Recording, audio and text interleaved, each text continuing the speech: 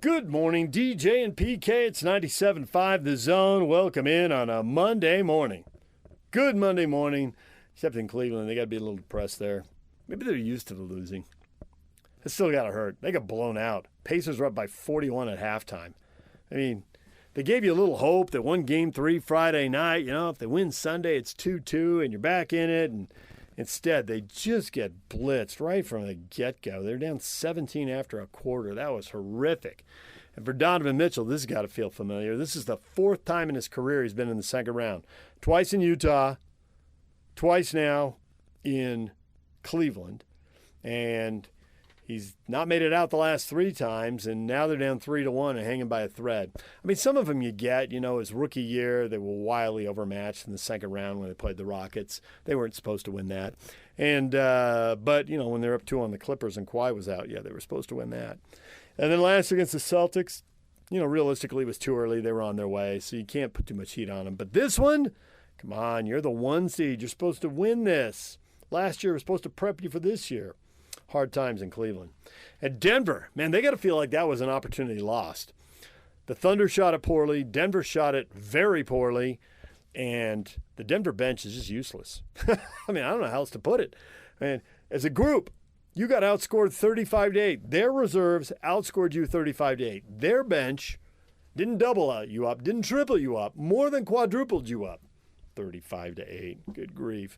And I mean, the headline is, Jokic didn't shoot it well, wasn't that efficient. I get that.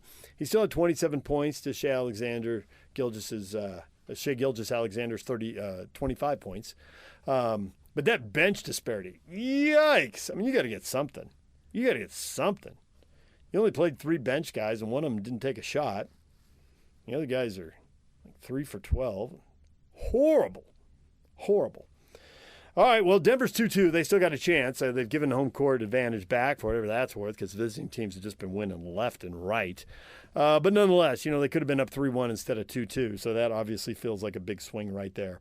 We'll get more into the NBA playoffs coming up with David Locke later in the hour. Right now, though, let's switch gears to RSL and Pablo Mastroeni.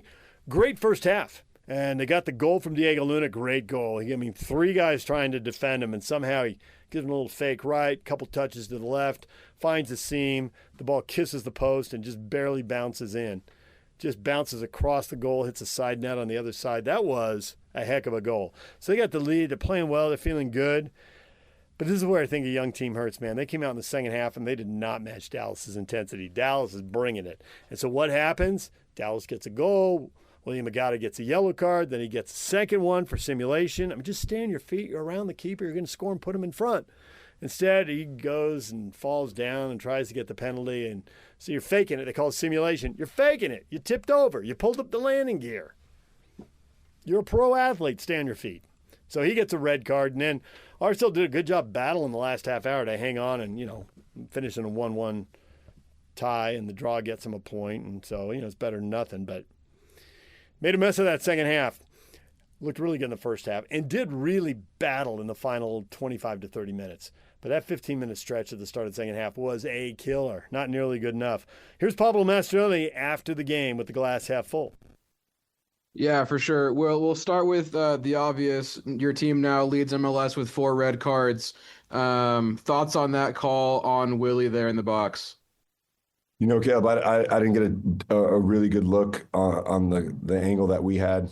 But I'm just, I don't know what to think. I think we're being challenged by the universe. And all of them are all different. They're no 2 red cards the same. And so again, I think the reaction after the red card was fantastic from the guys. Finding moments to control the game, finding moments to move our lines, the commitment, the effort. We just got to find a way to, just keep battling through, some of these games that, I think it's like over 90 minutes we've played down a man against Dallas this year. It's bizarre. It's bizarre. So, but really proud of the effort, and I thought we played some really good stuff in the first half. And again, I think that we just got to make more plays. I think the goal that Luna scored is testament to what I'm talking about when we talk about making plays. It doesn't look clear But he just finds an angle, and scores for me one of his best goals that I've seen. So we need more of that moving forward. But I thought, again, between the boxes, I thought we were good. I think there's one play that Ando makes that, I think if we could have it back, we'd all say we could do better on that play. But overall, just pleased with the commitment and the effort when we went down a man. You mentioned the word battle in there. This is your team's first draw of the season.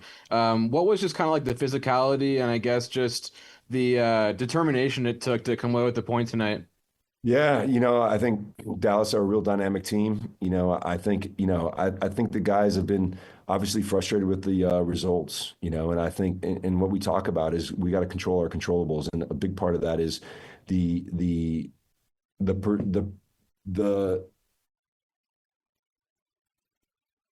the nonverbals that we have as a group, right, is to be on the front foot to win your battles, to win your duels.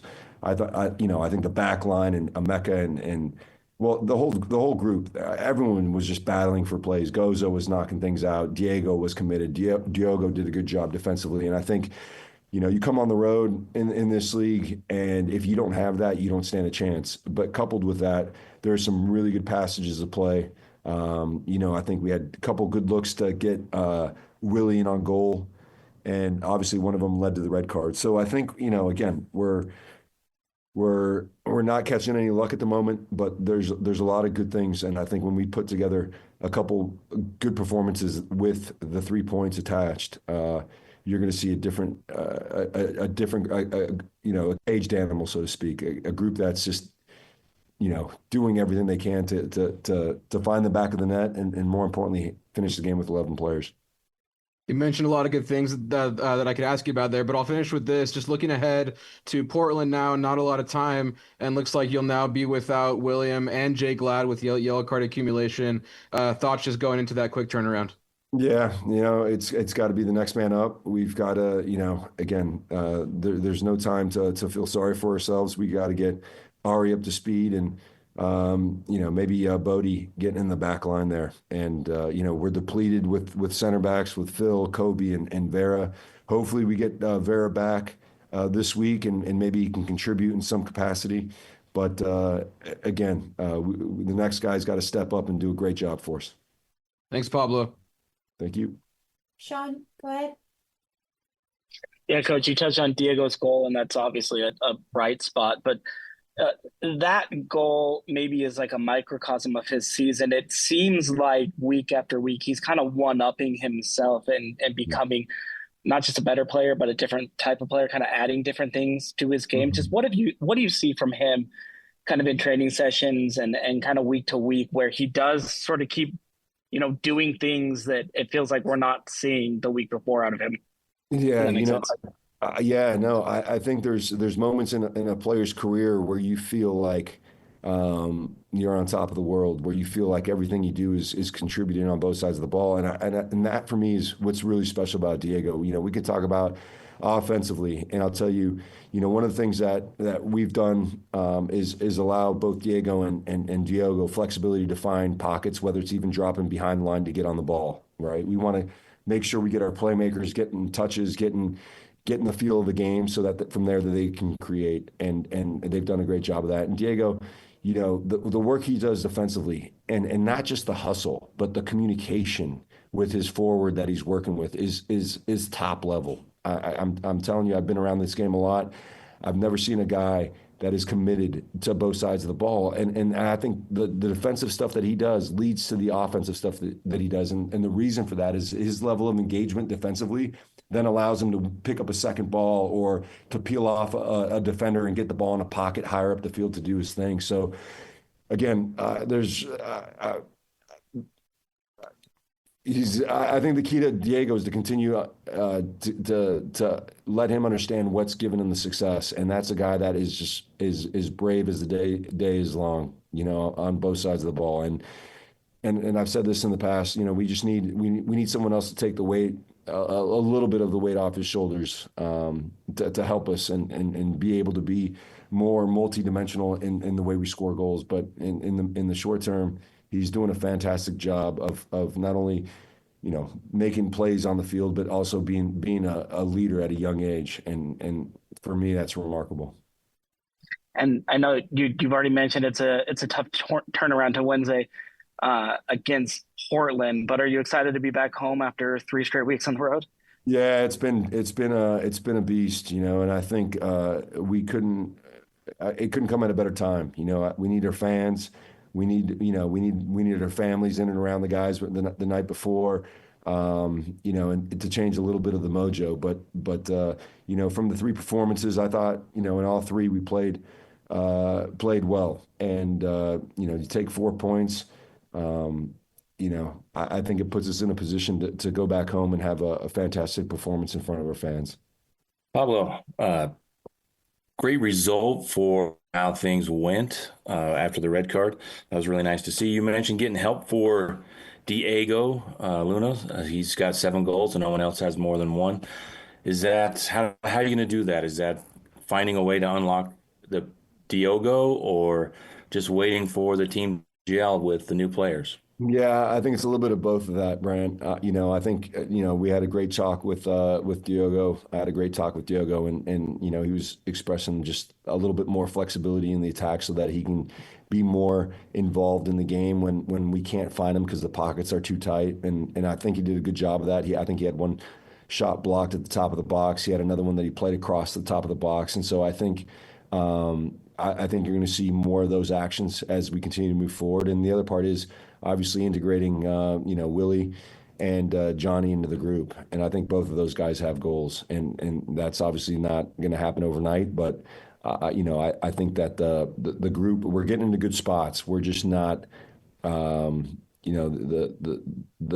just missing on whether it's a run into the box without knowing that you're going to get it. I think Willie had a good play where he combined with Diogo. He flashed it across the box, and Willie kind of checked his run a little bit, where if he would have kept going, I think it would have found the back of the net. So these little things have a lot to do with the acclimation of Willie, and obviously Johnny had his first week of training. Was hoping to get him on the field, but I don't think that the game state necessarily was going to benefit him in his first gig. So hopefully on Wednesday we can get Johnny on the field, and we'll see how it shakes out. He's a guy that scores goals in training, scored a lot of goals in his career. So I think that'll be another player that can help in that regard. That was another question I was going to ask. You mentioned what were your thoughts on keeping him out when you say that wouldn't have been effective to have him in there with all his experience? I'm just curious. Yeah, well, again, I think for me, when you're down a man, you have to graft, and I think the biggest thing for me is putting Johnny into a game that will make where the environment provides is conducive to him having a good performance. Having the work that Ari and Jesus did was dogged work, and I knew it was going to be a lot of running backwards and very little opportunity going forward, and so. Because of his, he's only trained with the team for a week.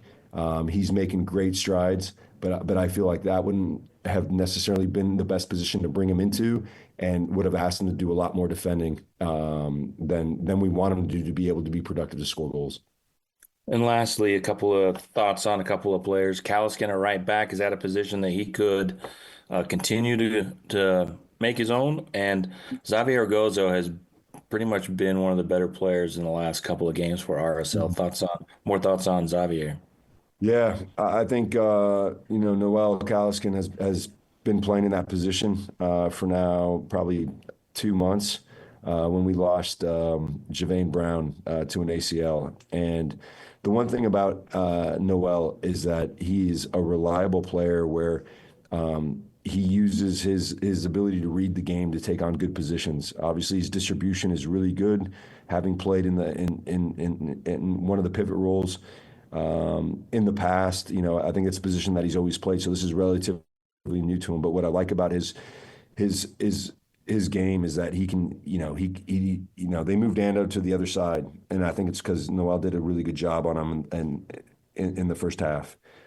So I think defensively he's solid. I think offensively he finds our pivots frequently. He makes good decisions. And so I think, especially in the short term, it's a position for Noel where I think he can thrive. And then I agree with you. I think Gozo's been lights out. I think at times tonight he tried to overdo it with the ball, but he flashed one across early stages of this game, and I think his 1v1 ability has improved drastically. And so, again, I think Gozo's been a guy that's helping us on both sides of the ball, and I think that's important whilst you're still trying to improve your craft. But he's been fantastic for us, and I'm super, super proud of him. There's RSL head coach Pablo Mastroeni. We're going to take a break. When we come back, our spring football tour continues. BYU is going to play Stanford, second game of the year. Stanford, an interim coach for the year. Major question marks on this roster. We'll talk with Ben Parker, and I think BYU fans are going to come away, well, I think Utah and Utah State fans will come away with the thought that BYU ought to win this game. They really ought to win this game. Ben Parker on Stanford next. Stay with us. DJ and PK, we're joined now by Ben Parker, publisher of Rivals Cardinal Sports Report, covering the Stanford Cardinal. Ben, good morning. Good morning. Ben, we see headlines coming out of Stanford. Are the Cardinal all in on football and rededicated? They got a high-profile GM, a coaching change. Is this like a long rebuild and transition, or is everybody geared up for this season? It's a combination of the two. First of all, thanks for having me on. It's a combination of the two. What I mean by that is, on the one hand, I think that, they recognize, I think internally that, they have a lot of work to do to get back to the level they want to get to. And so in that sense, it's a rebuild situation, particularly when it's an interim head coach, right? It's just an interim year. So it's a rebuild. At the same time, they're also trying to preach that they want to be competitive this season and win as many games as they can. And certainly the message isn't to just throw in the towel for this season or look ahead to next year. They do want to win some games. So I think the idea is they want to have, a strong season relative to what other people might expect. We're talking, I think, 5-6 wins would cover that, I think, and build some momentum so that when the next head coach comes in, they're positioned to build off that, if that makes sense. Yeah, we think of Stanford, Andrew Locke, obviously quarterbacks. They've had a number of great quarterbacks over the years, and so I'm trying to figure out who is going to be the starting quarterback. Doing my research, Elijah Brown coming out of Modern Day, which down there in Southern California, he won 3 state titles. He threw for 9,200 yards, 115 touchdowns, only 16 interceptions. But Gil Branson over there from Oregon State has transferred in. Now, he played at the same high school, Newbury Park, as Cam Rising, the kid who had his success here at Utah. And so he's got a track record, and there's a couple other guys, too. What is your assessment of that situation? Yeah, it's a really good question. I think that obviously the fact they also brought in another kid, Dylan Risk from UCF as well. Yeah. On top of Gil Brandt. Yeah. So I think it's an open competition. I think at the moment I would have to say that Elijah Brown's probably your favorite to win the starting job. But I've heard good things about Miles Jackson, who's in that room. I've heard. I was hearing good things about Bear Bachmeier, who actually transferred to BYU along with other Tiger. True. So it's a pretty wide open position. I would have to say at the moment, I would lean towards. I think it's Brown's job to lose, but I think Dylan Risk coming in and Ben Gilbrandt coming in certainly adds competition to the room, and it's certainly not a situation where that position is set in place. I think if they had high confidence that Brown would be the guy, they had high confidence in him, like really, really high confidence in him, like I'm not sure they would have gone out and added 2 quarterbacks. So it's just kind of a wait and see situation to see who emerges in fall camp. But if I had to peg it, I would say Elijah Brown's the favorite. And then I got to say, having watched Dylan Risk a little bit, watching tape of him, he looks promising. So I would guess it's probably a Brown Risk battle. But once again, I heard good things about Jackson, and obviously Gil Branson's got something to offer. So it'll be very interesting to see how that shakes out. At running back, Micah Ford led the running backs with 309 yards rushing. That is a phenomenally low total. The leading rusher was quarterback Ashton Daniels at 669 yards. Is there a lack of talent in the running back room? Was the offensive line overwhelmed so a running back never had a chance? What went wrong? And that's the first thing you got to do before you decide how you're going to fix it. Because even if you're focused on throwing the ball, those are phenomenally low totals. They are very low totals. I think some of it was a function of trying to play to Ashton Daniels' strengths, given that he was kind of a dodgy passer. So I think part of the reason why they had him run and also quarterback Justin Lamson run, carry up a lot of yards, those are those guys' strengths. So I think some of it was a function of the running backs not get as many touches as maybe they deserved. And then the offensive line has had some work to do, has a lot of work to do to improve upon. But no, I wouldn't say that the lack of rushing yards from the running backs is a reflection of the talent in the room. Michael Ford's a very talented back. Chris Davis Jr. was a 4-star back out of high school. So was Cedric Irvin Jr. Cole Tabb was either a high 3-star or low 4. So I think it's a high 3-star recruit. So there's actually a lot of talent in that room. It was just kind of a function of how the offense revolved around really kind of making the quarterbacks run more than normal because that was their strength. So I think that, with whoever emerges as a starting quarterback, we're going to see more kind of traditional quarterback play. And I think those running backs are going to get more of an opportunity to show what they can do. So I don't think it's a lack of talent in the room. They also added a really good a talented depth piece into an altar here from Eastern Washington that looks good. So I don't think talent's an issue in the running back room. I think it's a function of just those guys didn't get utilized as much as they probably should have or could have based off their talent, and then the offensive line was a problem. But no, I think there's a lot of talent there. And then also, too, youth as well. Michael Ford, true freshman. Cole Tabb, true freshman last year. Chris Davis Jr., true freshman last year. So those guys got a year under their belts. Now they're sophomores. So hopefully all those guys will take it up a notch. That's the hope there. I think they got to get some consistency on the offensive line, too. They only had one offensive lineman start all 12 games. Yeah, I mean, that's a huge problem. I mean, and they still got to figure a lot out in the offensive line. They brought in some Nicky Prongos from UCLA. Some of the guys see. So yeah, no, the offensive line is a major question mark. It has been the last couple of years, and so I think what they have to hope is that some of these guys that were being developed last year will just continue to improve. There is talent there. Simi Pale, very talented guard. So there's pieces there, but as you guys would know, it's a very developmental position, and they just got to hope that development improves for this. Tobin Phillips led the way on the D-line with 3.5 sacks. BYU is going to want to throw the ball when they meet in September. What does the pass rush look like? Who can add some spice there? Yeah, so they lost a big piece in David Bailey, who transferred to Texas Tech. That was a big loss because he was like one of their top pass rushers. No, yeah, I'm trying to think. Anthony Franklin, they got him. Who was the guy you mentioned? I didn't quite catch that. Tobin Phillips led the way with 3.5 sacks. Yeah. He's gone. I'm trying to think. The edge rushes are interesting. RJ Cooper on the edge. Not Tavita Pritchett, that's a former quarterback. Teva Tafidi is a really talented edge rusher on the outside that can do some damage. Trying to think who else. They got a really good true freshman coming in, Adam Shovlin. Cole Patterson transferred from Yale back for a second year. But I think it's going to once again have to be the edge rushers on the outside. It's like RJ Cooper, Teva Tafidi, those guys. Anthony Franklin. So there's some guys that can do it. I don't know if there'll be one guy that really stands out, in that department. It's got to be a committee effort.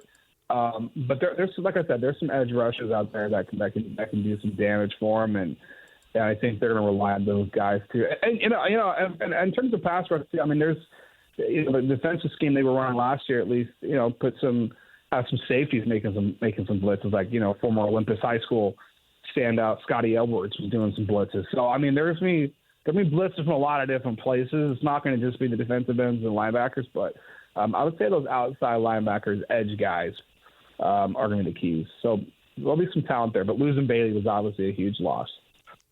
With all the quarterbacks on the roster competing, I think they can withstand the loss of Bachmeier, the quarterback.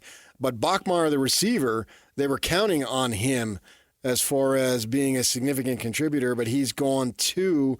As I look at the receivers, I think they need to get somebody who emerges, and maybe it might be the tight end Roush, who he had career highs last year in yards and receptions. Yeah, no. I think for receiving, I think they're going to rely heavily on Sam Roush on that room. And, they got a couple of young tight ends that are talented, and Aiden Black and Benji Blackburn, both those guys could emerge as well. But Sam Roush is going to have to be a big piece of that.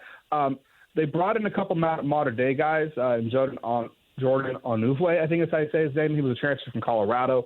And then C.J. Williams, who was a transfer from Wisconsin, who's a modern-day guy, really highly rated out of high school. So I think you're looking at him as kind of your go-to receiver. I'm trying to think who else they got in that room.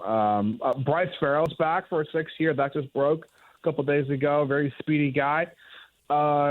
Yeah, there's actually losing Tiger Bachmeier definitely hurts, but there's a lot of depth there too. But I think of the guys that are going to kind of lead the charge. Give me Roush, and then C.J. Williams, the transfer from Wisconsin, who originally was at USC, then transferred to Wisconsin, now is at Stanford. Those are going to be kind of your key guys. But yeah, Bachmeier was a major loss, particularly since he was pretty solid in the punt return game. He could return punts. And so for those that are BYU fans looking for what he could bring, don't be surprised if BYU uses him as a punt return man. If they need that, he'd have to do that for him. But that's how that room is kind of shaking out, I would say. We've watched our local schools here. There's a recipe for winning. And when people vary away from that recipe, problems ensue. And when they come back to it, we often see teams get back on track. When Stanford was flying, they ran a lot of double tight ends. They ran a lot. Are we going to see that this year or no? I mean, Roush will be on the field, okay, but will somebody be out there with him, and will they commit to that or not? Yeah, I think that certainly. I think Andrew Luck has a vision for the program. I think a lot of what worked for them back when he was playing, I think he'll try to re-implement. They certainly have the pieces to utilize two tight ends effectively. As I said, Benji Blackburn and Aiden Black, along with Sam Roush. There's a couple other guys too. I'm just blanking on their names, but there's some depth there. So I definitely think we could see some two tight end sets, especially in the red zone. That's something that I kind of saw a lot of in spring practice, was them using the two tight end set in the red zone. So yeah, no. I think using multiple tight ends is definitely something they're going to do, and really anything that was working during Andrew Luck's era, I think he's going to want to bring back. So if you kind of want to think back to what's his vision for this program, I think he wants to get him back to what it was like when he was playing here. And obviously the game's evolved a little bit since he played, but it's not been that long of a time. So I think what was working for him back then, he's going to try to bring back to Stanford. Ben, we appreciate the time. Thanks for being part of our spring football tour. We appreciate your time joining us on the zone. There's Ben Parker from Rivals talking Stanford football. Sounds like it's going to be a long year on the farm. That's what it sounds like to me. Long year. All right, we're going to take a break. When we come back, David Locke talking NBA playoffs. The Jazz getting ready tonight to find out if they draft 1, 2, 3, 4, or 5. That's next. Stay with us. Good morning, TJ and PK, proudly presented by our title sponsor, Black Desert Resort, Utah's premier golf resort. Time to hear from David Locke. He joined us on Friday. Now, we talked a little bit about the Jazz, some trends in the playoffs. Obviously, there's going to be a question here where I ask him who's more likely to come back, Boston or Cleveland. And right now, I'm feeling pretty good because I said Boston and he said Cleveland. Ultimately, I am aware that possibly neither one of them will come back. But, let me just enjoy my moment in the sun, okay? I got a chance here. His theory's awesome, and who knows? We've seen teams come back from 3-1 before. I wouldn't think so. And we didn't know then exactly what was going to happen with Cleveland. They're largely healthy, although now Donovan with his ankle and missing the second half, who knows? That would be a big blow there. But they were healthy in the first half, and it didn't help. They got annihilated. So here's David Locke talking NBA. I have questions. I have thoughts. You love yourself some numbers and some analytics. You have studied them. We are seeing teams shoot 60 three-pointers in a game, even if they miss, 45 or 50 of them. Big deal. So Does it just come down to they feel like they got to make 15 threes or they're not going to win the game? And if they don't shoot them, they can't make them. And Donovan Mitchell quit shooting threes because he was 1 for 7. And he scored 48 points because he scored a lot of twos, but they still lost the game. Is that why people are addicted to threes? Because they think that what the Cavs went through in game 1 with Donovan is what their life will be like if they don't make 15 threes and you can't make them if you don't take them? It's interesting. I mean, I'm not sure I thought about it in that fashion. So let me think this through a little bit. It's early in the morning still for this. I can person. talk while you think. I've got some more things I want to add to that if you want. If you need a moment. Keep going. See what you get for me. I think, and I was taught, but obviously the game has changed because I'm old and this was a long time ago. I was taught if you miss from the perimeter 2 or 3 times in a row, go to the hoop, get some free throws, get a layup, and then go back out and take a shot. And I have literally called games and said that, and it played out exactly like my high school coach said it would. Exactly. It was a Utes game, Majerus, and they kept rebounding, they kept defending, they got some layups, and pretty soon the threes were falling. They didn't fall in the first half, but they did in the second. Could NBA players of their skill level, could Joe Ingles, in his prime, right? He misses 3 threes in a row. He's a good three-point shooter. Get a bucket in transition, get a couple free throws. Now go out and take numbers 4, 5, and 6. But don't be the Celtics 10 straight possessions. When you've missed 10 in a row, go to the hoop and get yourself something, and then you'll feel better, and maybe you'll make the next one. All right, now I have thoughts. Go ahead. So I think that theory sounds great, and it's kind of like you He's say shooting it down, Paul. And then when it happens, you remember it. Uh-huh. But the fact of the matter is, Joe Ingles is a 40% three-point shooter. So it's not weird that he missed 3 in a row because that actually just happens. But you know what happens on the next 2? He makes them, and he goes 2 out of 5 because he's a 40% three-point shooter.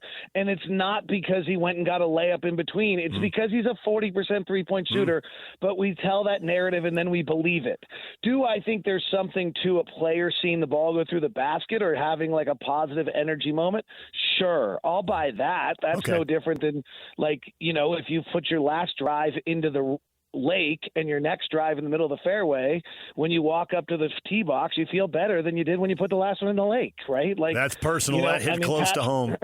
That's personal. Patrick Kinahan is listening right now and has no idea what we're talking about because he's never, ever hit a ball off a tee box anywhere but right in the middle of the fairway. But for the rest of us mortals, that's the way it is. So, all right, now let's go to what's going on. So there's something going on. I had a little bit of a different angle on it. Okay. There's something going on in the playoffs right now that we're having an unusually high amount of just terrible shooting nights. Mm-hmm. And so is that people are closing out? Is that I don't know why that is. So I think it's at 17%. So going into the other night, there have been 50 playoff games. So you had 100 teams on each side. Mm-hmm. And if I remember the number right, there have been 17 of the 100 games in which someone shot 25%, 20% or below from 3, or 25%. And there were something like 30 of them had a game. 30 of the 100 were 30% or below. Mm-hmm. That sounds right. So that's really different, particularly because you want to know what the number one indicator for winning in the NBA is? Effective field goal percentage. So the best shooting teams in the league are the teams that are in the playoffs, Houston being the exception. Mm-hmm. So it's a little strange that this is going on. Is it because defenses are just that much more in tune? Yeah, maybe. And so then that really means we're going to have this just quantumly different game in the playoffs every year than we have in the regular season? Maybe. Maybe that is what's going to happen here. There's just no way someone can be this well prepared, this rotate at this level, play at this level in the regular season, and that you just suddenly have the closeouts are a step faster. The guys on the floor are a little more in tune. Everyone knows their personnel. I do think the one other thing that is very true that I've been told just a ton of times in the playoffs, and more, the old Bruce Bowen, the Ryan Anderson, if we go to like that kind of, I don't know if anybody remembers him, but the guy who used to just stand outside the three-point line and bomb with no ability to drive or do anything else, that player can't really play anymore in the playoffs. Now, Buddy Hield was what I would have put in that category, and he has fought that narrative. That's a little bit because of the Warriors system. But you really, as an offensive player, have to be able to drive, pass, and shoot now, or else you become very difficult to play in the postseason. Don't we also have the best defense? You talked about the field goal efficiency. We have the best teams in the playoffs, so why they're shooting so poorly. But don't we also have the best field goal efficiency defense teams in the playoffs? And aren't they more motivated? I mean, I thought like the top 10 were all in. We also just have way better schemes than we used to have, right? So this all goes back to like the Rudy Gobert, Terrence Mann game where the Jazz got burned on it, but everyone's doing it now, right? So if you go to every single one of these series, if a team has someone who's just a little bit below average as a shooter, the center's guarding that guy. Mm-hmm. Like that's what's happening in almost every game is if you have Gary Payton Jr. on the floor or you have somebody who's a little less good shooter. Asur Thompson is a really good cutter, so he makes it difficult in Detroit. But Jalen Duren was guarding Josh Hart for that whole Detroit series. So it means that every single team that has a center is now just putting that center in the middle of the floor as help defense. And the other four guys who can shoot, hug up on your man because we've got somebody in the middle. And by the way, if Gary Payton Jr. wants to shoot or Asur Thompson wants to take the three or Josh Hart wants to take three, go for it. We're totally willing to let you take that shot. So I think the defensive schemes right now are also forcing more threes than before and maybe not as good at threes. Yeah. There's always been a narrative in this league that defenses dictate the amount of shots that are taken at the rim. Offenses dictate the amount of threes that are taken. So if the teams are taking away the rim, which they are, then your choices are either a mid-range long two, which isn't great, or a not very good three, and then we're getting some really bad shooting nights right now. Yeah, I'm waiting for star players to realize if I get really, really good from one or two spots with that mid-range two, anywhere from 12 to 20 feet, whatever the player is, whatever their spot is, probably depending on their size and athleticism, I can wreck all the models that are out there. Yeah, but you can't really. That's not true. You just can't get good enough? Yeah, I mean, what percentage do you think that they're going to make that shot? Oh, if they get someone, if someone gets 60%. I mean, I get why you say no. Kevin Durant's the greatest shooter ever. He's at 51. Right, and so I get why you say that, and I would agree with you. Except there was a time that I thought these stupid logo threes could never be shot, and Steph Curry got so good at it that he did it, and then Lillard copied him, and I think it's crazy, and yet Curry doesn't. He's got 4 titles. Is it for everybody? Absolutely not. But there'll be somebody extraordinary, and it will be for them. Yeah, we have never had anyone in the history of the game really shoot the mid-range at much more than 51 or 52%. Yeah. Like, it just might be a physics question of, like, the size of the ball and the size of the basket. And so, let's say you have two guys that can go shoot, Devin Booker and Kevin Durant, who can shoot 50% on mid-range twos, those are the two best mid-range two shooters in the NBA. That's great, but if they're at 50%, and they're not getting fouled in those shots either, by the way, that whole narrative, like, oh, well, the mid-range jumper is not getting fouled either. Like, you're only getting fouled if you're driving to the basket, and you're getting fouled usually about 5 feet to 8 feet away from the basket, not at the rim. Your three-point shooting only has to be 33% to equal those two best guys. And so that's why the fact that we're having these really bad three-point shooting nights is interesting, because it does bring a 50% mid-range two in. But the fact is, and I don't have the number for this year. Last year there were 3 players in the NBA that shot a long two at 50%. And the floater, which everyone loves, is a bad shot. Like, that's the thing that we're getting a ton of right now in the league, is these little floaters around the basket, and some guys have kind of figured it out, but not at a great level. I think the number's 43% on those shots. Yeah. Now, the playoff guys might be a little bit better at it. It's worth looking and seeing individuals in the playoffs who are doing that. But that's the shot you're getting. If you don't get a three right now, because in almost every circumstance that center is guarding no one and sitting at the rim in a one-man zone, you can't get to the rim, so now you're taking an 8-foot floater. I think injuries have probably doomed the Warriors, although there is a path out, but it's unlikely. I think injuries have doomed the Cavaliers. I don't think there's a path out for them. And the Celtics... I would say there's more path out for the Cavaliers than there is for the Warriors. Please explain. Well, I'm not sure the Warriors are better than the Timberwolves, even if Steph Curry's playing. Mm-hmm. And I think the Cavaliers, if everyone got healthy and played on Friday, and they get this extra day off they got here, it's nice for them, that they could beat Indiana 4 out of 5. Interesting. But I don't think that the Warriors are better than the Timberwolves with Steph Curry. The Cavs have so many injuries, I can't imagine they're all going to get healthy. I was really ruling that out. Some of them might get healthy, but I can't imagine all of them. They all supposedly participated in a light shoot-around, whatever the heck that means, yesterday. Yeah, that's not. And I do think that, we've all seen Donovan wear down. Yeah. And, this is the one problem. Like, Donovan's awesome. God, he was great. And until he made, unfortunately, a few mistakes late. But he was great. He does wear down. Like, whatever reason that body wears down and gets beaten up a little bit. And maybe it's just that's where, he's 6'2", and that's where the 6'2" comes in. Yes. And why is it happening to Donovan? I don't know. Why did it happen to Steve Nash? Why did it happen to John Stockton? Why did it happen to Gary Payton? You're awesome, but you're not in a 6'6", 6'8", 6'10" body. And so, they will, it's like you said, the schemes get better. Well, you can go back and watch the NBA Finals games on YouTube. I'm sure everything else is out there. 25 years ago, John Stockton was dealing with double teams with a 6'6" guy, a 6'6" guy, a 6'7" guy, and a 6'9" guy. And 2 of those 4 were doubling him at the center circle. John, get taller now. I mean, there's no more answers at that point. The other one, and I'm not, like, John and Carl were amazing.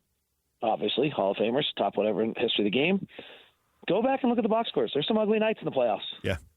Oh, yeah. Like, it's interesting, the narrative that, like, I sat next to a really nice guy yesterday on the plane, and he was telling me how Karl Malone would never flop like the players today. What? Like, what? Right. What? I was there. He flopped.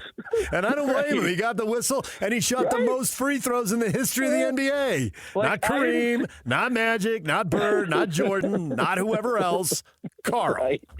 Right. Like, I didn't see Oscar Robertson play, and I didn't see Tiny Archibald play. I did see Tiny, but not a lot. I'm guessing they flopped too. Yeah. Like, it's part of the game. As an official making a call, you're going to exaggerate it. Sure, it's like we have better cameras now and HD and closer zoom, so it's more obvious, and we can actually literally see whether the elbow hit the jaw or not and see whether the teeth got rattled. And so it's more, yes, it's real, and soccer has had an impact, and the European players have probably had an impact because they grew up playing soccer.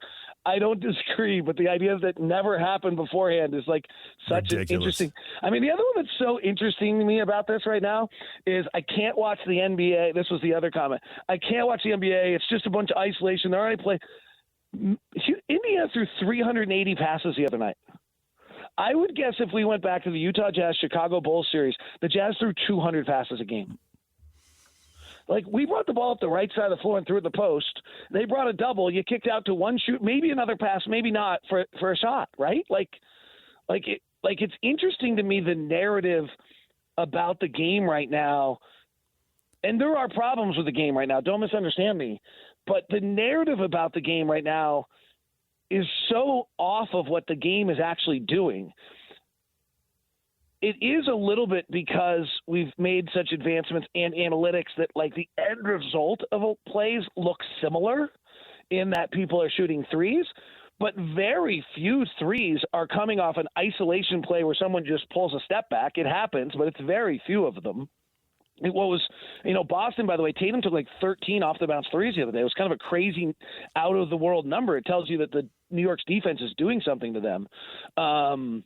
And it's just like the narrative of what's taking place and what's taking place. I guess, if you're mad about the game for whatever reason and you don't watch it and you buy the narrative, then there's nothing to disprove you watching the narrative. It's just really interesting to me because I'm not discrediting that opinion because that opinion is prevalent, but it was really interesting to listen to last night on the plane. Super nice guy and like really smart too. Like we had some other conversations where and it was just really interesting. Like, wow, this is a really smart, interesting person. And the narrative about the league does not match in some people's minds, does not match at all what the league is doing right now. Yeah, but you can't please all the people all the time, and the ratings are up 4%. So, and any individual can think whatever they want because we all get to think whatever we want. Well, but as long as a few more people buy it than bought it last year, the product's in a great place. Right, and we're now talking. No one listening to the show is gonna, feels this way, so it's a little bit ridiculous. I do think like the Fox News division of politics and whatever MSNBC News division of politics, whatever. The fact that LeBron got on the wrong side of Fox News has an impact on us. There's no question. Yeah, like he's just a lightning rod. We see that on social media all the time. Yeah, I can see that every day. All right, last thing, because Giannis got to go, and we got to go, and we got a guest next. So just 30 seconds on. Is this in the Celtics' head? Are they done now? Can they fight back from 0-2, having lost twice at home? It's only happened 5 times. I think this group's done it once. Can they do it again? I think if they can get one, they're fine, right? I just think the moods change so fast day to day in the NBA. So I think if they can get that, if they can get one, I think they're okay. I think that's my thought. If you go get the one, and the ball falls in and you beat New York, and then all you have to do is equal the series at 2-2, and then it's a 3-game series. I just think that, I think there's enough windows still here for this to happen. So I think both Cleveland and Boston they're the better teams. I think they have a real shot. There's David Locke. A reminder, don't miss your chance to win big every week on The Zone. This week on Win Tickets Wednesday, you might win tickets to Ice Cube, the 4 Decades of Attitude North American Tour, coming September 17th at the Maverick Center. Tickets are on sale right now at livenation.com. Listen to The Zone all day Wednesday for your chance to win. All right, coming up, Steve Cleveland's in studio at 8 o'clock. Jake Scott's going to be in studio in the 9 o'clock hour talking NBA hoops, because this is the day, the draft lottery. Got a question up on Facebook, DJ and PK. Join us there. Get your comments in. We'll get to that coming up after we get to the headlines of the day. Stay with us. What is trending is next. It's time to get your morning started with the news you need to know. News update. This is what's trending with DJ and PK. Hashtag NBA. Left ankle injury. He'll get MRI tomorrow. No idea. I mean, obviously couldn't go in the second half. So, see what the MRI says. Ducks right, goes and floats a 12-foot jumper that goes. Not clean, but back rim and through. Gilgeous-Alexander in transition with early offense has 21. Thunder 81, the Nuggets 78. Timeout Denver. Whooping left to right into the paint. Spins and fades over the right shoulder. The 16-foot jumper, nothing but net. Gilgeous-Alexander, a big shot. He scored the last 2 Thunder buckets. Has 23 in Game 4, and OKC's up 5, 83-78. Highlights from the NBA playoffs, which, with the news breaking this morning, are old news. Sorry, playoffs. Move over. The future of the league, short-term and long-term, is at stake right now. Playoffs? Playoffs? You want me to talk about playoffs? Nobody cares. We'll get to the playoffs in a minute. Shams tweeted out during the last segment, 2-time NBA MVP Giannis Antetokounmpo. By the way, if you don't know who Shams is, you're listening to the show? Well, thank you. Shams Charania, ESPN NBA insider. Yes. And he used to be in a duel. There were 2 guys who tried to break news in the NBA at a level that no one else was keeping up with. And one of those guys is now working in college basketball as a general manager. So the other one is the guy. 2-time NBA MVP Giannis Antetokounmpo has not made any firm decisions, but for the first time in his career, he's open-minded about whether his best fit is remaining in Milwaukee or playing elsewhere, league sources told ESPN. Let that marinate, people. Giannis is on the move. Is that a surprise? No. Have there been rumors about this before? Yes. He has strongly resisted them. He has made clear he likes Milwaukee. He doesn't seem to care that much about the cold or the wind or the market size or the lack of success. They got to the mountaintop and won a championship. Theoretically, maybe they could have won another one, and they didn't. But that's a debate for another day. They got one. And then injuries wrecked his tag team partner, and they had to move on from Chris Middleton. And they tried, and they worked, and they went out and they got Damian Lillard. And they tried, and it didn't work. And now Lillard, not only did he get injured this year, but it looks like he won't play next year. And if he does, it looks like he'll play very briefly. He'll come back later than Jordan came back. And it's just, there's no way forward. They're old. They don't have assets. Their second-best player is injured. And the clock's ticking on Giannis' prime. 2, 3, 4 years left as a prime player. We can all debate that. Where's he going to be traded? He is never going to say, I want out of Milwaukee. He won't do that to Bucks fans.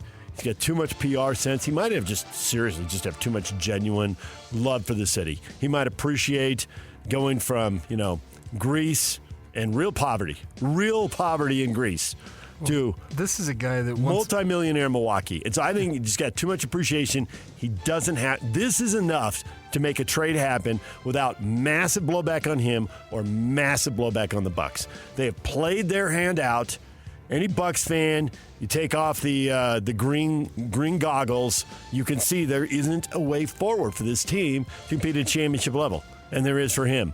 Move him now, get assets. Don't do a long rebuild. Well, this was a guy when he was a rookie was caught. Well, it wasn't caught, but he was running down the street because he didn't have his car with him. He was taking something to a location. So he just decided he was going to run between his apartment, and somebody pulled over and said, "Hey, are you Giannis Antetokounmpo?" He was like, "Yeah." He's like, "You want to ride?" He loves Milwaukee. Milwaukee loves him. Exactly. He ran places when he was a kid in Greece. He thought it so he figured, I'll just run there in Milwaukee. Yeah. You're an NBA megastar now. You don't have to do that anymore. So, draft lottery tonight. Who will they trade with?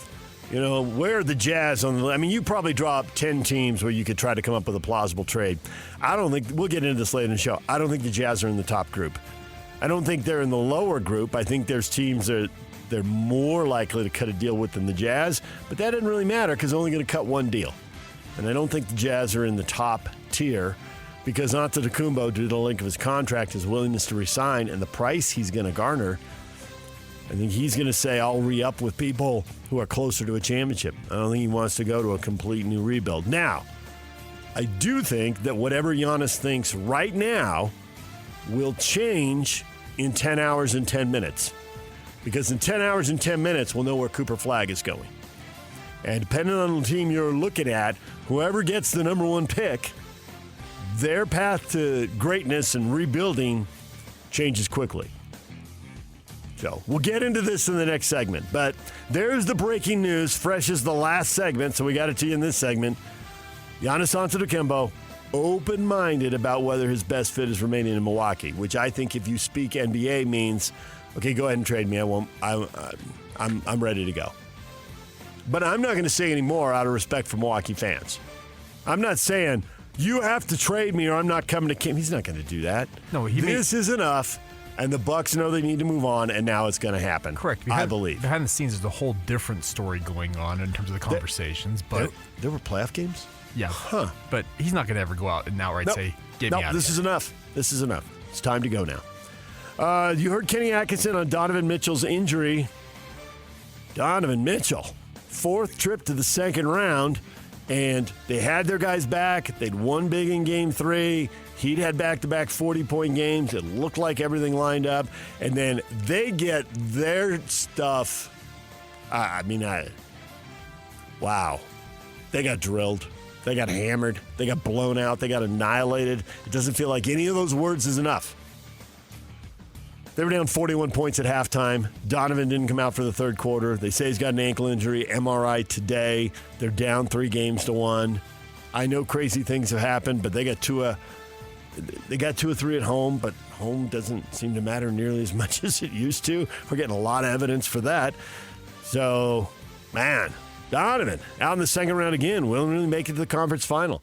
Yeah, he's getting to the point in his career where Stockton and Malone were getting asked the same question. Get into this later in the show, too. And Denver, coulda, woulda, shoulda. 2 teams shot very poorly. 2 teams, nobody wants to miss shots, and nobody wants to play a 17-8 first quarter. So I guess those teams were just spent after Friday night's overtime game. Well, I don't know what else to say. They played like 30 hours apart from each other. Friday was a classic. It was. Sure, but we've seen NBA games played back-to-back at a high level. You saw the excuses were thrown out there. I did, but there's a fine line between excuses and reasons, and for everybody to suck at shooting the basketball when everyone is highly motivated to get a win. Denver desperately wants to go up 3-1. Oklahoma City desperately needs to get to 2-2. This isn't game one bounce back. We're getting near the end of the series now. Jokic, he admitted, he's like, I'm in a slump right now. And that. Oh, he is. He's had three games in a row where and I think it's how they defend him and the athletes they have and the size they have and the focus on him and how good his supporting cast is or isn't. Celtics Knicks tonight. David Locke and I were talking about who has the best chance of coming back. Cleveland's chance of coming back is taking a hit. Doesn't mean either one of us is right. I'll have a better chance of being right if the Celtics can pull it together in Game 4 tonight at 5:30. I don't know if you watch the end of that game, but you may well watch the start because that game's going to start about 10 or 15 minutes after the draft lottery and they reveal who's number one. It's a 5 o'clock show for the draft lottery. My guess is they reveal it sometime between 5:15 and 5:20. And by 5:35, that Celtics-Knicks game should have tipped off. Timberwolves-Warriors Game 4 at 8 o'clock, but man, Steph's out. The Warriors are in trouble. DJ and PK. Hashtag college basketball.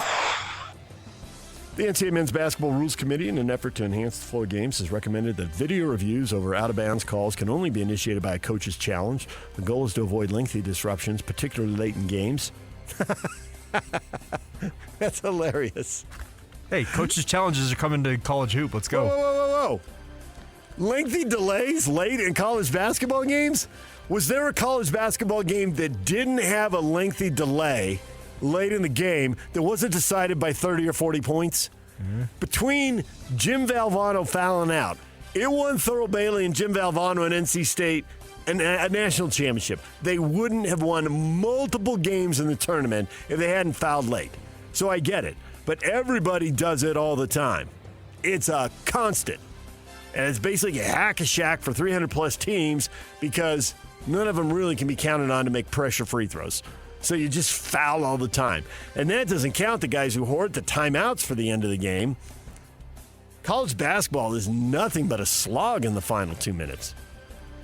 Anyway, in addition to recommending the use of coaches' challenges, points of emphasis to improve flow will include directiveness to address delay of game tactics, limit time spent at the monitor, improve game administration efficiency, and reduce physicality. And put the double bonus in earlier. Put in the old NBA rule, 3 to make 2. There was a time, kids, where if you got fouled in the NBA and the team was in a bonus, they didn't just get 2 free throws. They got 3 of them until they made 2. If you missed either one, you got the third one. Stop that fouling, you're going to be giving up points. And if the NCAA wants to speed up basketball, that's what they'll do. DJ and PK. Hashtag NFL. Like, my job here isn't to prove people wrong. Like, I prove myself right. And I fully have self-belief. What those people say, that's just their opinion. So I don't truly care. They don't really live in my mental space about that type of stuff. It really doesn't do anything for me. There's Shadur Sanders on his mindset with the Browns. He really does seem to try and stay above the fray when it comes to some of this stuff. And he is fully aware that there are people who really, really, really want him to succeed and people who really, really, really do not want him to succeed. But stay above the fray, because the fray will continue. Jacksonville rookie Travis Hunter is learning the team's offensive and defensive playbooks, but he only took reps at wide receiver at their rookie camp this past weekend. He's taking defensive reps next week as the team gets into their offseason conditioning program and has more OTA workouts. I just believe it's going to come down to he plays one side of the ball 100% of the time and the other side 20 or 25% of the time. And they also said that the offensive playbook is more comprehensive and has more in it than the defensive playbook. So get him started on that. The Saints quarterback Derek Carr announced his retirement. They got nobody, the law firm of nobody at quarterback. Maybe one of these guys will Tyler Shuck. Maybe one of these guys will take off, but it looks like the Saints are going to have a bad season in a bad division. And next year's supposed to have a lot of good quarterback prospects. And if they can find a way and tank and get the number 1 pick and get Arch Manning, because who played high school football where? You know whose grandpa played for the Saints. Who played high school football and where? You know who played his high school football there. And you know who is hyped up beyond belief. DJ and PK. Hashtag college. Hashtag Major League Baseball. The 1-0. Diaz crushes it deep to left field. And you can kiss it goodbye. A 3-run shot off the community leader's side. Astros up 3-0 on Giannis' 4th of the year. Here's a 2-2. Swung on, well hit to right. It's deep. Going back to the track, to the wall. Gone! It's in the pool. Splash down as Freddie Freeman hits a mother of a home run on Mother's Day. Oh, Brisky to the plate. There goes Carter. The pitch is belted. Deep left center field. That one is way back, and that ball is history. It's a Mother's Day present for Mary. A 2-run homer for Josh Young, and it's 5-0 Texas. The 2-1 swung on, hit deep, center field. Martinez back at the wall, out of room, it's gone, and Schwarber has gone deep again. Highlights from around Major League Baseball. Kyle Schwarber tied for Major League best 14 home runs. He hit 2 dingers as Phillies win. The Phillies beat the Guardians 3-0. You also heard Freddie Freeman in there. He went deep. 4 for 4, 3 ribbies, 2 runs scored.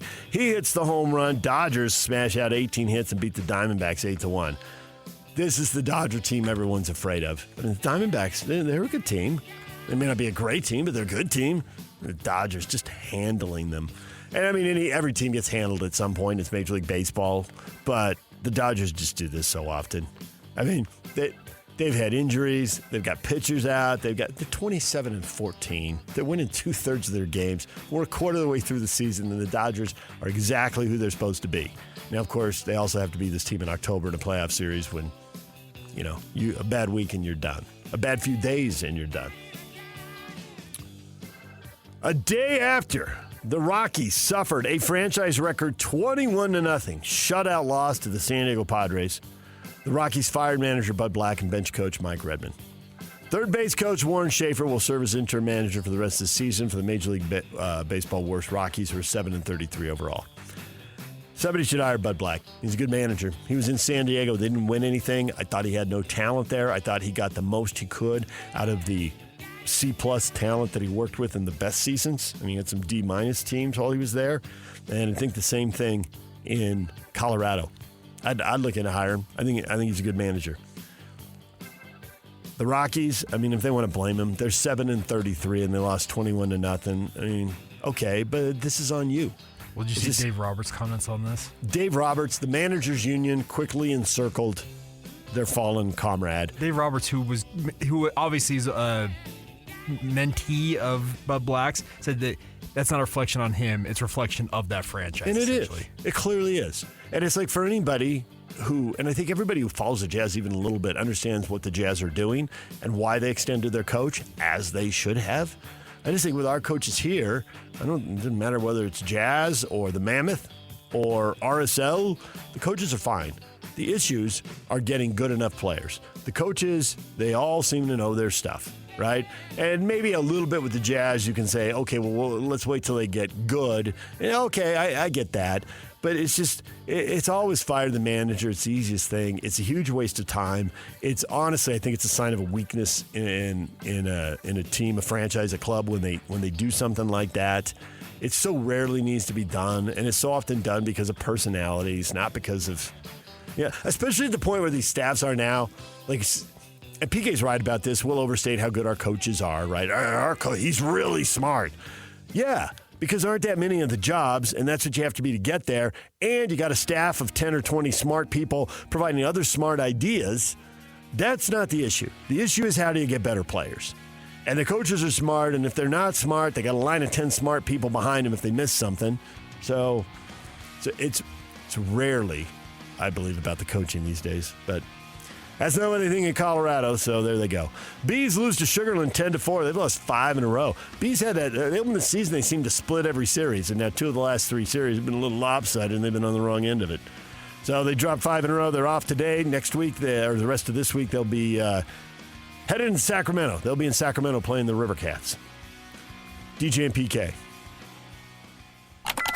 #RSL. Cleared awkwardly to Luna. Luna looking for space, turns, shoots, and he scores! Diego Luna bends one just inside the post. He's a magician. RSL takes the lead. 24th minute. Combination play on the right side. Anderson Julio back in the ball, running around Catranas to the end line, cutting it back inside the box. A shot and a goal. And Anderson Julio has dribbled through half of his former team and scored, and Dallas has tied it in the 53rd minute. And that's where it ends. 1-1. RSL really good in the first half. Luna, brilliant goal. My gosh, she's got 7 goals. And some of them, sometimes you're in a crowd and you just toe poke the ball in the back of the net, and guess what? They all count 1, and who cares, right? And then other goals are works of art.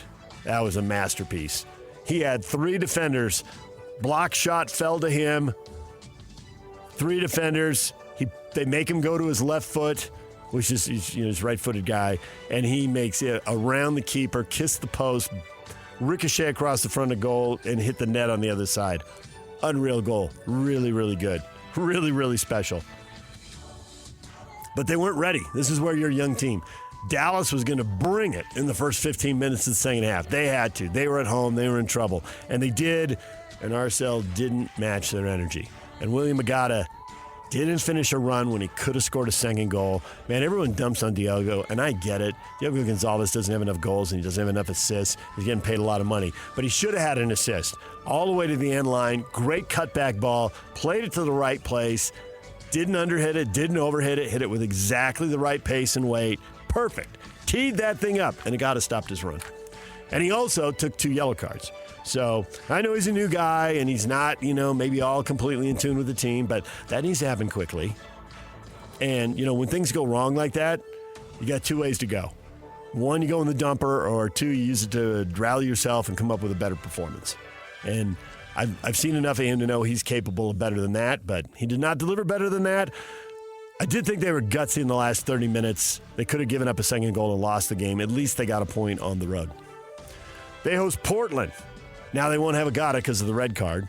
And Justin Glad got a yellow card, so he's yellow card is accumulation. Once you get 5 of them.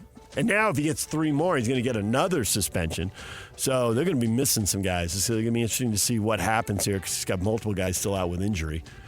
Utah Royals shut out by Angel City 2-0. It's to say the same thing every Monday. They are punchless. They not only don't score goals, they create very few opportunities. Until they get that figured out, they are going to continue to settle down in the bottom quarter of the league and possibly all the way at the bottom.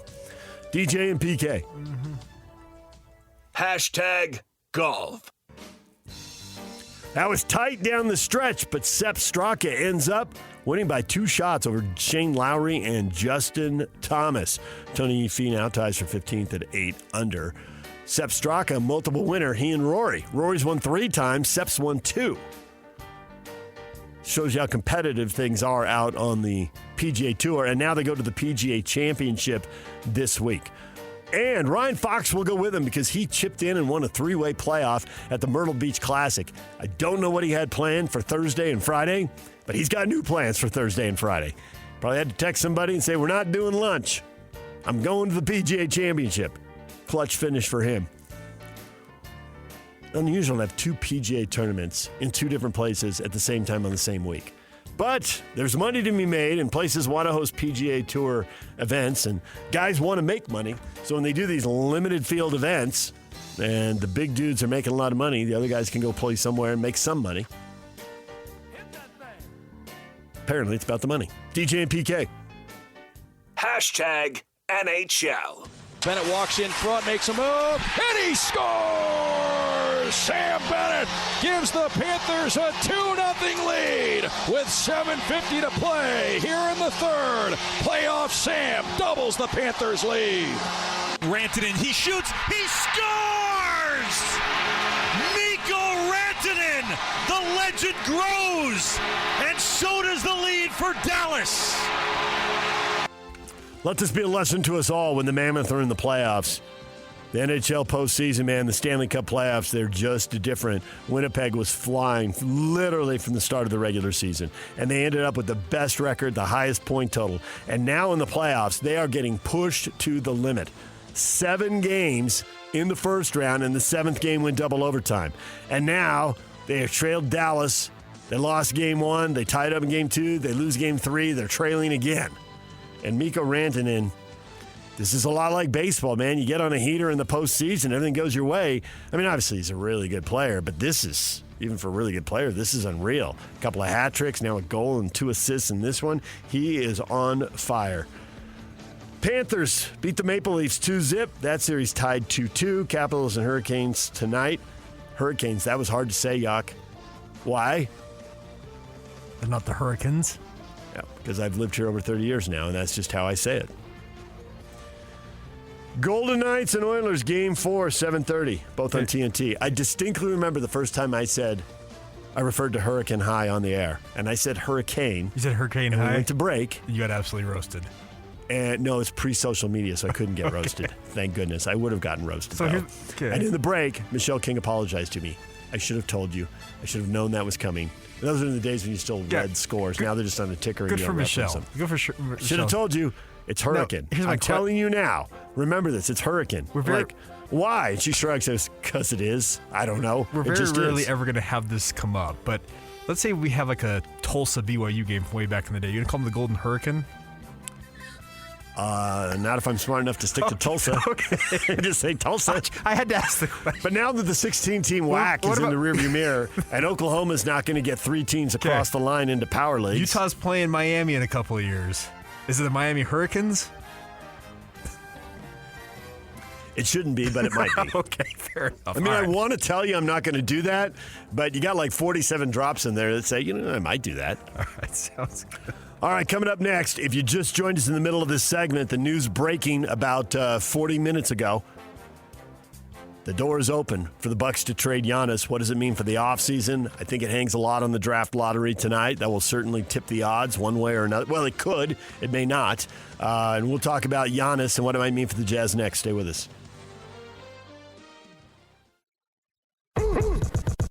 Ladies and gentlemen, may I present... This is JJ and Alex. Utah had a 3.1% chance to win the lottery. And for people that don't understand how it works, there are 2 drawings. When they had the second drawing, it just seemed like, there's no way that Utah's going to win that. Now, the second drawing moves all the way up to number 2. That's for the second pick. And then everything else falls in place after that. But Utah won the second drawing. There's a rule in the lottery that says you can only move up 10 spots. So that's why they're not second. They are 4th. But that is incredible. They moved up 10 spots. This is a game changer for them. A team with already that much talent, being able to add a top 4 pick in this draft? Are you kidding me? Yeah. I mean, I'm telling you, a lot of the GMs around the league are thinking this isn't fair. That team, this brand new team, has so much young talent, and now they're going to get another great one. It's really not fair. Catch JJ and Alex afternoons from 3 to 6. Presented by G2G Bars on 97.5, the KSL Sports Zone.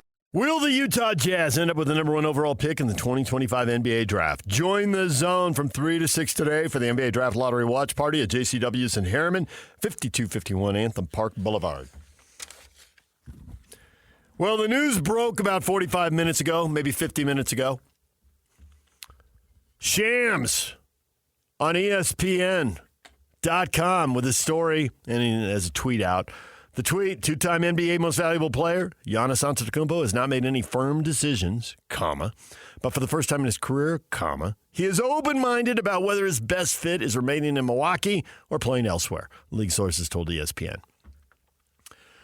Now, if you speak NBA, what this means is, I want out, the Bucks want me out, you 29 GMs are on notice. If you didn't already know, which I think most of them did already know, actually, I would bet that all of them already knew. But it finally goes public, and it's the morning of the draft lottery. There was no point in making this a story earlier because obviously the Bucks need to rebuild. It has run its course, first with the Chris Middleton injury, now with the Damian Lillard injury that's going to side them all next year. The Bucks have no path forward to building a championship contender. They are a first or second round team at best for the rest of Giannis's prime. There just doesn't look like there's any way forward. No one can see a path. They went all in on the Lillard move. They're out of assets with an aging team. The Bucks want to rebuild. Giannis wants to win championships. It is time. It's not personal. It's strictly business. It's straight out of The Godfather. He loves Milwaukee. He loves the people. Fans, don't get your feelings hurt. It's okay to be disappointed. This does change things. It does. It's disappointing. It's the end of an era. It's over. And so you can feel a certain amount of sadness for that. But what's that saying? Don't Don't cry because it's over. Cry because it happened or something, right? Isn't that like something you see on the wall at the therapist's office? Don't cry because it happened. Yeah. No. Don't cry because it's over. Cry because it happened. That's the thing. Yeah. I'm pretty sure. It's a refrigerator magnet. You see it, whatever. Good times, man. They won a championship. There's no way forward. Now, who has a good enough team that Giannis wants to go there?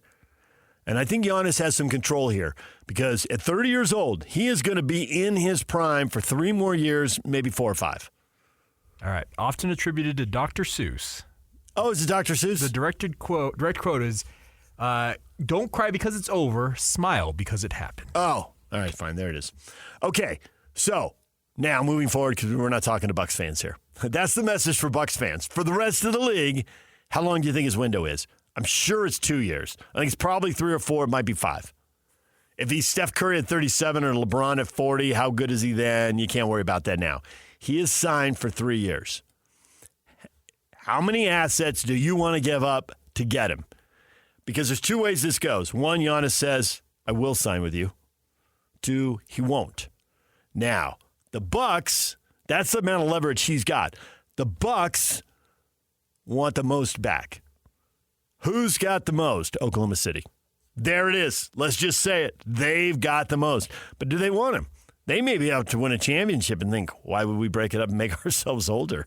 We're sitting on a dynasty. We don't need anybody in their 30s. We're winning with guys in their early 20s. So maybe Oklahoma City sits this out. I don't know what their mindset is. Maybe they come up short here. Maybe they lose to Denver here in the second round, right? So there is time for a lot of info to play out. I think Houston, I think San Antonio is going to be mentioned in all of this. And those are the young teams that could be good pretty quickly. How many assets do they give up? Now, they're older teams who are like their championship window is now. I don't think they have as many assets. You know, who are the Lakers going to trade? And people are going to talk about the Warriors. Are the Bucks going to get enough back? Can Giannis scare everybody else away saying, I'm not going to sign with you? And where do the Jazz fit in this? I think the Jazz are in worse shape than Houston and Oklahoma City and Denver. I think they're in better shape than Phoenix, LA, and Golden State. The Warriors are intriguing because Giannis might really want to go there. I just don't know that without getting a third team involved, the Bucks get enough back. But maybe they get a third team involved, so Golden State's a gray area. I can't figure that one out. So try to handicap this. And of course, it's 2025. So if you want to handicap it, there are odds available. You just search Giannis trade odds, and they pop up. And there are places where the Warriors and the Rockets are neck and neck as the favorites. And Oklahoma City doesn't even appear, which stuns me because of all the assets they have. And, man, if they come up small down the stretch here and lose this series in 6 games, I could see them being motivated. I could also see them winning the title and thinking, we're not breaking this up.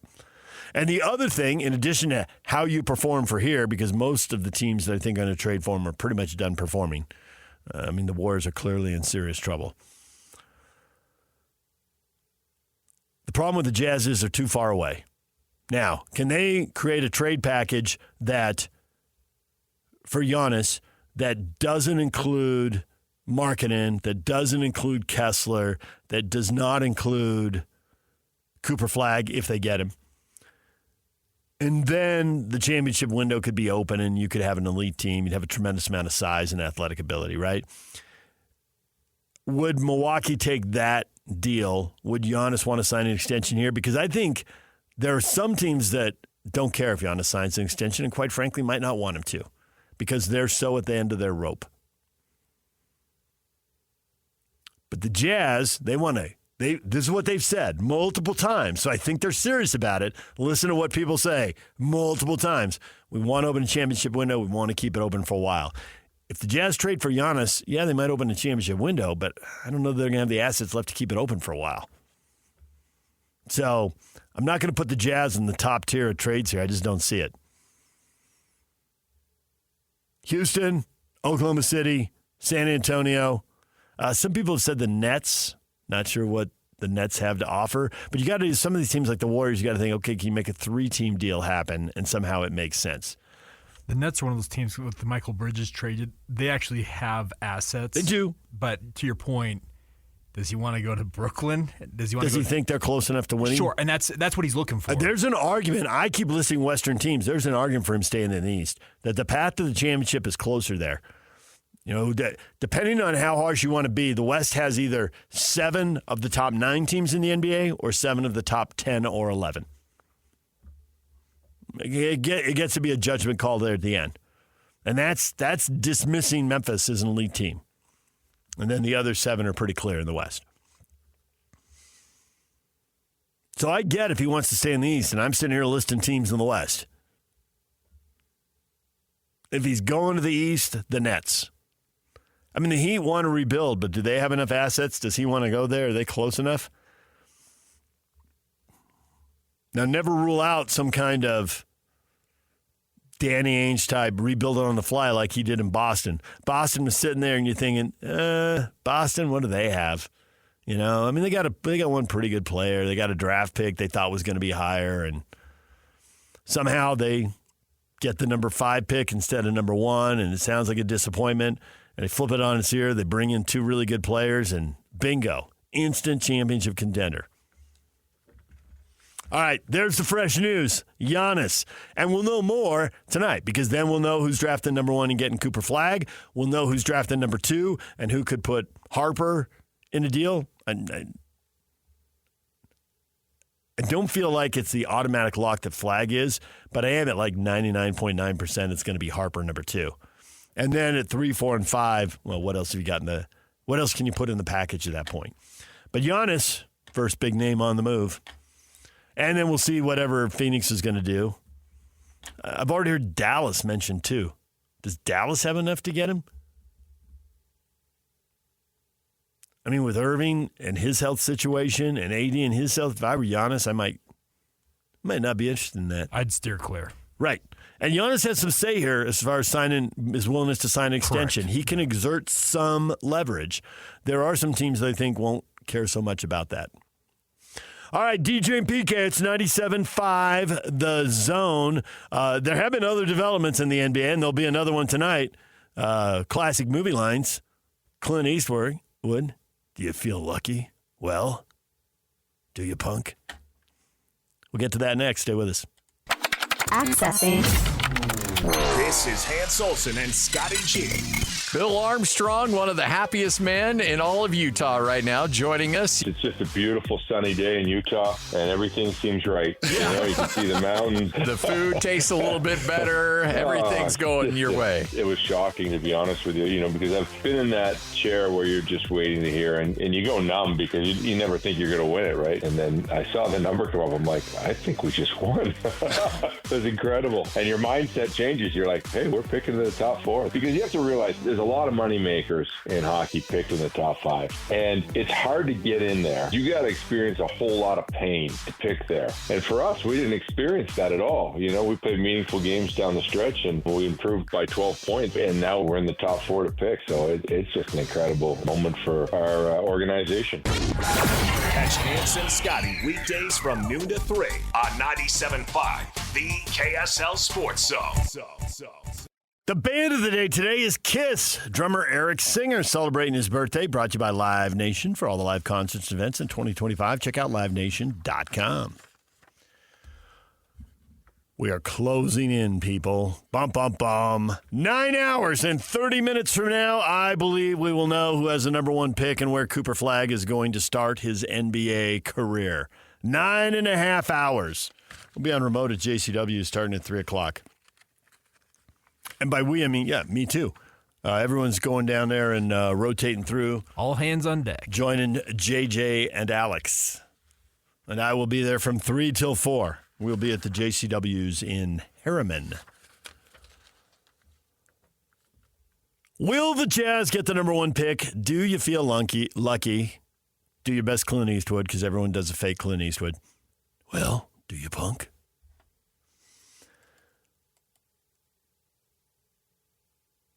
I got to push back against the narrative the Jazz deserve the number 1 pick. It'll fall wherever it falls. To me, this is just a roulette game. I've never played roulette. I don't understand it. I've seen it in the movies. I've seen it in TV shows. I've been in Vegas to cover stuff, and I've walked past the tables and looked at it when I was in my teens and it was illegal to play, in my 20s, in my 30s, okay, well, you get the idea.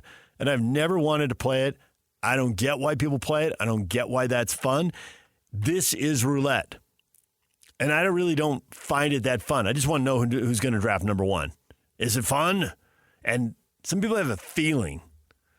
Once in a while, I do get feelings about things, but not about things like this. This is roulette. I don't get a feeling about that. Now, maybe you do.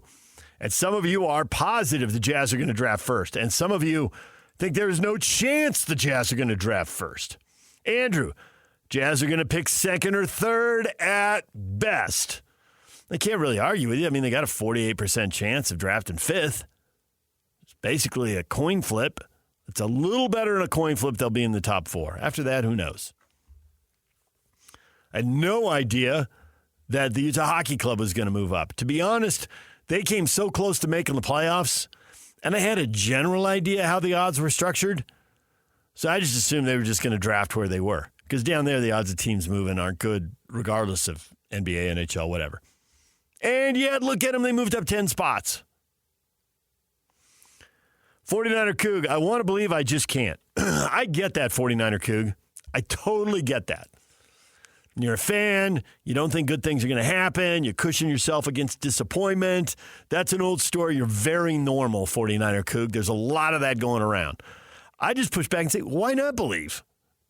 Somebody's got to get there, and nobody's got a better chance than the Jazz. I mean, they've carved it up. The top three teams all have a 14% chance. And I know a lot of you going conspiracy theory. No. When you're getting paid $76 billion, you've got to do what Dave Rose says. And Dave Rose came on our show years ago. I'm going to say it was about 2009, because I know the studio we were in. And he said at the end of the interview, you got a nice little thing going on here. Don't mess it up. Like, that was a rock solid advice. Argue that. Do we have a nice thing? Ask yourself a question. Do I feel lucky? Well, do you, punk? Well, do you, punk? Yeah, I got the inflection wrong at the end. So Rose says, don't mess it up. He's right. We do have a good thing going here. No reason to mess it up. This is a good gig. For 100 reasons, we could spend the rest of the morning listing. This is a good gig. Don't mess it up. NBA, you got $76 billion in TV money guaranteed over the next 11 years. And the next contract, you get more billions. Don't mess it up. The only way for them to mess it up is by doing something colossally stupid like fixing a draft. It makes no sense. Stop screaming conspiracy. And the same with the playoffs. It makes no sense. If there's some smoking gun that comes out and they did this, it's moronic at the highest level of stupidity. They got a great thing going. Don't mess it up. Refs will miss calls and people will scream. Individual refs might have a gambling problem. We've seen that. That's an old story. But at no point should the league be out there orchestrating. The most they should ever do, which actually a former NBA assistant coach told me is what they do. It's like, you want a series to go longer? It's 2-zip. You want to make sure it doesn't get to 3-zip? You know exactly which referees have beefs with which star players or which head coaches. You just assign that referee. Nobody's told anything. Nobody has to be told anything because referee X knows they hate player Y. And Tim Duncan might get a technical foul because he's smirking on the bench, not saying a word. And that happened. Go look it up. Joey Crawford, right, Yuck? How dare you smirk at me? Yeah, and he gave a T. Joey That's Crawford, all you got to man. do. The rest of it, people miss calls. Dick or Favetta, whatever. Joey Crawford, Tim Donaghy. They get influenced by the crowd. Yeah, Tim Donaghy did what he did. It's like, and there's only going to be more of that going forward. I mean, we're seeing occasional college players. Okay. Well, no. Every pro sport. We had this past weekend. Yep. Lance McCullers Jr. from the Houston Astros saying his family getting threatened with murdering his kids. Come on now. Brutal. And we'll have gambling stuff because it's on everybody's phone. It's on everybody's laptop. It's on your desktop at work. It's everywhere. So, I don't know. To me, I'll tune in. I'm intrigued. It's roulette here tonight. And we'll see if the Jazz get lucky. I got to push back against, they deserve it. They've never had the number one. Well, they've never had the number one because most of the time they've been really good and they haven't been in the conversation. Pop quiz time. Have a number come into your head. How many times have the Jazz, in the lottery era, which is the last 40 years, which takes you back to 1985, in the lottery era, how many times have the Jazz failed to win 30 games? As a minimum. Win at least 30. Pick a number. 3. Bang! Yak! Winner! Give yourself a prize. No, you can't do that. You get in trouble. You got a nice little thing going in there, Yak. Don't mess it up by giving yourself a prize. That was terrible advice from me. It's 100%. It's 180 degrees wrong from Dave Rose's brilliant advice. They've only been in the conversation 3 times. And they've been rebuilding every time. One year it was injuries. I mean, they were rebuilding, and Boozer got hurt. And they won 26 games with Jerry. And they were rebuilding at the start of the Dennis Lindsay era, and they had a brutal season. And now this one, which they created, I'm just sure they would have won 30 games if they'd actually played everybody all year long. But it didn't happen. So they haven't had a lot of chances to draft number one. They've actually done well in relation to what their records look like. This will be the 5th time they draft in the top 5. Now, one of those was Darrell Griffith before there was a lottery. He was number 2 pick. And another one was the 3rd pick with Dominique Wilkins. And they moved him immediately. They sold him. They needed the cash to keep the team afloat, and they moved him to Atlanta. He never even played a game here. So they're just not in this conversation very often. So, it should happen here. We deserve good things to happen. We've had good things happen. 2 NBA Finals. We've had 2 All-Star games. We've got 3 Hall of Famers with Stockton, Malone, and Jerry Sloan. We've had Executive and Coach of the Year with Frank Layden. 2 trips to the NBA Finals, 6 to the Conference Finals. I can't even count the Olympians.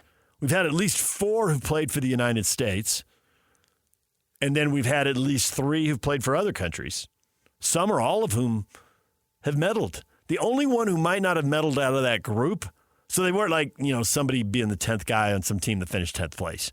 I mean, Kirilenko was the best player in Russia, and I know they won a European championship. I don't know if he got an Olympic medal or not. I don't know if he scooped up a bronze along the way.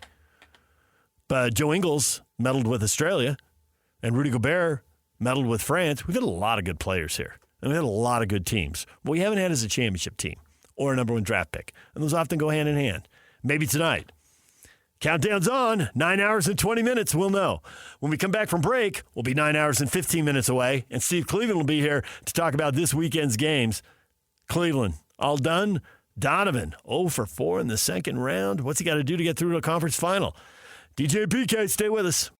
Join Hans and Scotty today from noon to 3. They're at RGS Exteriors, 4235 Farm Road in West Jordan. DJ, PK, and we're joined now by Steve Cleveland. He stops by every week to talk hoops. Steve, good morning. Good morning. Donovan Mitchell, for the people here who love him, is he ever going to make it into the mountaintop? Or for the people here who hate him, will he always be frustrated and there will be some relief/joy? Because, man, what a roller coaster ride this series has been for the Cleveland Cavaliers. Yeah, and obviously Garland not playing early on in this series had an impact, and that's bad luck. But the Pacers look awfully good, despite the fact that, they're playing the Cavs. And I mean, down 3-1, you got to feel like the Pacers probably are going to win this thing. But, tough for Donovan, tough for the Cavs. They've been the best team all year. Had a great season, and obviously losing Garland for a bit, and he's back, but probably not as strong as he was. And the Pacers, it seems this younger group seems to be playing with a great deal of confidence and getting contributions. Just Siakam, Nesmith, Embiid, Halliburton. I mean, night in and night out, it's the same guys, and they're playing well. So a lot of confidence, and once that basket starts looking, really, really big, it's hard to turn that thing around. And Cavs are going to have to do it defensively. And they're they lose 129 to 109 the other night. It doesn't look good for them. And I feel bad for Donovan because He's had a year unlike any other he's ever participated as a professional. But the Pacers seem to be on pace to find themselves in a position to win, to compete for the Eastern Conference title. Obviously, Cleveland's had a lot of injuries, and I've got a theory about this, and the flaw in the theory is that I haven't coached a big-time game and felt a full arena staring at me while I decide whether or not to put a player back in the game. So I'm going to give you the theory, and I know you didn't coach in the NBA, you coached in college, so it's a little different, but you're way closer to it than I am. So here's the theory. I personally, like a lot of people, am bugged by how many regular season games players miss. I don't think that players don't want to play in most cases. I think in most cases teams are trying to protect them because they're seeing the injuries pile up. And I think teams have been vindicated because the injuries do pile up. The way there's so much running and cutting and the way you're expected to rotate on defense, so much starting and stopping. There's so much pressure. Bodies are breaking down. And it's not just load management and we don't want to play and we don't care about the regular season. It's real. Bodies are breaking down. In the playoffs, the Cavs now have had 3 of their 5 starters injured and a key player off the bench. The Celtics have had to sit their star players at one time or another because of injuries. The Warriors right now are hurt because their star player has a hamstring injury and they don't know if he's going to be back for this series and they could be eliminated, in the next week. On top of that, we saw Lillard go down with the Achilles. We saw John Morant go down in Memphis. And that's off the top of my head. I'm probably missing somebody. So I think instead of sitting all these guys, that they still play them a lot, but instead of, I think Jerry Sloan was ahead of the curve here. He limited Stockton Malone to 36 minutes, and they didn't like it, and Stockton really didn't like it, but they respected Jerry, and Jerry's like, I'm extending your careers more than that, and you're going to break down. So he took John out 6 minutes into every game. Every game, John came out 6 minutes into the game because he didn't want him playing a ton of minutes. And I think that's right. Now, the thing that's changed, because the game has changed, if Jerry were coaching today, he'd probably need to draw the line at 32, 30, or 28 minutes. But I haven't been a coach. Is that realistic, Steve, when you're sitting there and the whole gym's looking at you and you're like, I'm just not going to play. I'm holding this guy to 28 minutes because I need him healthy late in the season. And I see how many players are breaking down in the playoffs. I just listed like 7 or 8 players, 9 players off the top of my head. What do you think? And impact players. Yeah. You know what? I think there's a way to do this. And I think obviously whether it's a GM or it's the head coach or whatever in the NBA is to kind of educate the public to what we're doing and why we're doing it. And you don't see that much. You don't hear a lot from them because it appears there's an appearance that if someone's not playing, one, they're either hurt or number 2, we're trying to protect them. But I honestly, when you look at it, and when you gave us the statistics, it's right on. I mean, they're playing 82 games plus a postseason. Right. I mean, plus 100, close to 90-some games in any given year in and year out. There are going to be injuries, and there's going to be not just physical injuries, but mental and emotional. And I know, as a coach, and I remember being as a player, nothing is more debilitating to your mental frame of mind is being hurt. And there's a lot of people that will question or watch from outside and go, why isn't he playing? He's got to net it up and he's got to do this. He's got to start, the whole thing. And it's like, no, you can't do that. Not when they're already playing close to 80 games and then add on another 10 or 15 games. It's just the body wears down. And we're talking about guys that have been in the league a long time. And you look at Curry, it's amazing he hasn't been more injured and what he's going through. But, he's the guy that first comes to my mind in terms of playing a lot of minutes.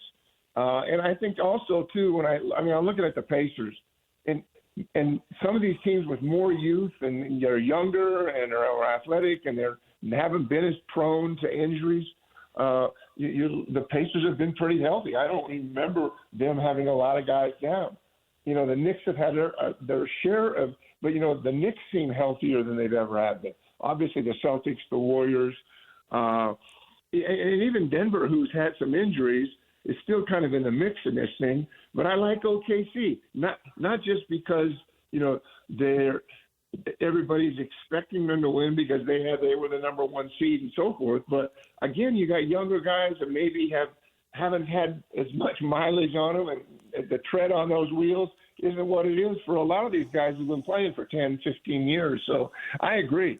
I mean, it's something that needs to be communicated, needs to be talked about with players, with the community, the fans, the fan base. I think when you do that, then the fan base becomes educated, and they realize, hey, if you want to see these great players play for 10, 15, 16, 17 years, then you got to understand we're not going to play them every night. And it's not like they're prima donnas or they got a little nick here, nick there. It's the longevity of a career is dependent upon a coach. And you mentioned it, Jared was one that managed time. If you do that and people buy into it and understand and are educated, we'll see some of these great players play longer than we've ever seen them play. But right now, obviously we're in the playoffs, but 82, I know they're flying in jets and this and that, but that's tough on the body, and no matter who you are. And so I agree with you. I think something has to be done because we want to see the best players playing at the biggest during the biggest moments. I'm going to draw some arbitrary lines in the dirt right here. Let's talk number one draft pick. We all know Cooper Flagg's going number one. Let's break number one picks historically into three groups. There's the championship super hype tier, which Shaq, Tim Duncan, LeBron James. We all knew who they were long before they came into the league. We expected them to win multiple championships, and they all lived up to the hype, and they all won multiple championships. Actually, in that group, everybody's got 4 or 5 titles, right? They lived up to the hype and were magnificent. There's another group of players that go number one, and they are good players, but they are not on that tier. But they have long careers. Blake Griffin, Derrick Rose had some injuries along the way. Kyrie Irving, that type of player. Now, there are also players who are just busts, who should have never, ever, ever gone number one. Ben Simmons, Markelle Fultz, DeAndre Ayton went 3 years in a row, and none of them should have been number one. Yeah. Where should the expectations be for Cooper Flagg? I don't think anybody thinks they're going to be in that third group. And I know you could probably divvy this up into 4 or 5 groups, but where should the bar be set for Cooper Flagg? Well, it's pretty high already. Yeah. And especially, you mentioned Simmons and Fultz and some of those guys that it didn't play out, and whether it was injuries or it was physical or mental issues, whatever the circumstances were. I've watched Cooper Flagg play a lot. I've watched him interviewed. There's a maturity here that is unlike anything I've seen recently. And he must be surrounded by, obviously, good people, whether it's family, it's agents, whatever the circumstances are.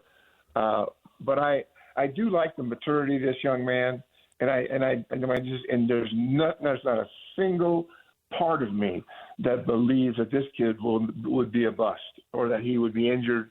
I think I've watched him play enough in college and read enough about him, and he seems to be surrounded by people who understand the game. They know what's best for him. I mean, those of us who live in Utah that are Jazz fans, there isn't anything that would make everybody's day more than to see Cooper Flagg playing for the Jazz.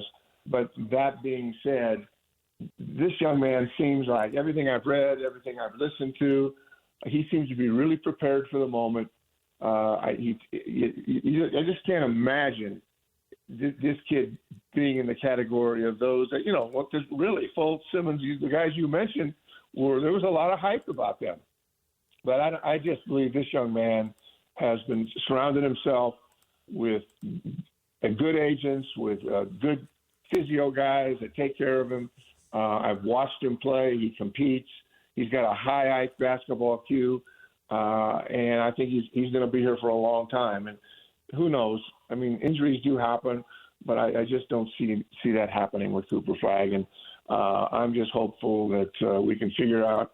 I guess we've got a 14% chance as Jazz fans to maybe see him playing for the Jazz. But, whether you're the Wizards, the Hornets, the Jazz, or the Pelicans, everybody's in those communities and cities are hoping that Cooper Flagg is part of their program for the long term. The best time to learn information, and I suspect when you had a bunch of information, the best time for you to give it is long after the games are over, in the offseason, and casual conversations. And I had a casual conversation in the past week since we last spoke with you with somebody who played at BYU. And they're not of the age that they could partake in any of the NIL stuff. So naturally, it's what we talked about. Right. And then this player, ex-player, says, they got so much money, the golf team's swimming in it. And he says, all the players who matter on the golf team are six figures, and some are a lot more than that. Now, I assume that Keakina, who's a state champion, Lone Peak, just played in the U.S. Open qualifier they had last week and qualified out of the local for the sectionals. So now he's got to play 36 holes in the sectional qualifier to see if he qualifies for the U.S. Open. This is a kid who's really, really good, right?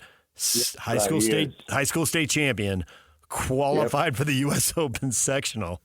He's still in high school. Okay. So I assume that he and Oklahoma State wanted him, and they've got like 11 NCAA championships. They've won every decade. They've qualified 73 times in 74 years or something like that. They missed in 2012 one time. They go to the NCAAs every year, and they wanted him and didn't get him. So BYU must have come with that. So given the era you coached in and what's happening now, have you got your brain all the way around this? Have you heard similar stories about even the Olympic sports are doing well at the Y? I have heard that. I didn't verify any of it, but I've heard that. And although you caught me off guard here with the golf team. Well. I mean, okay, I wasn't thinking that way, but it makes sense.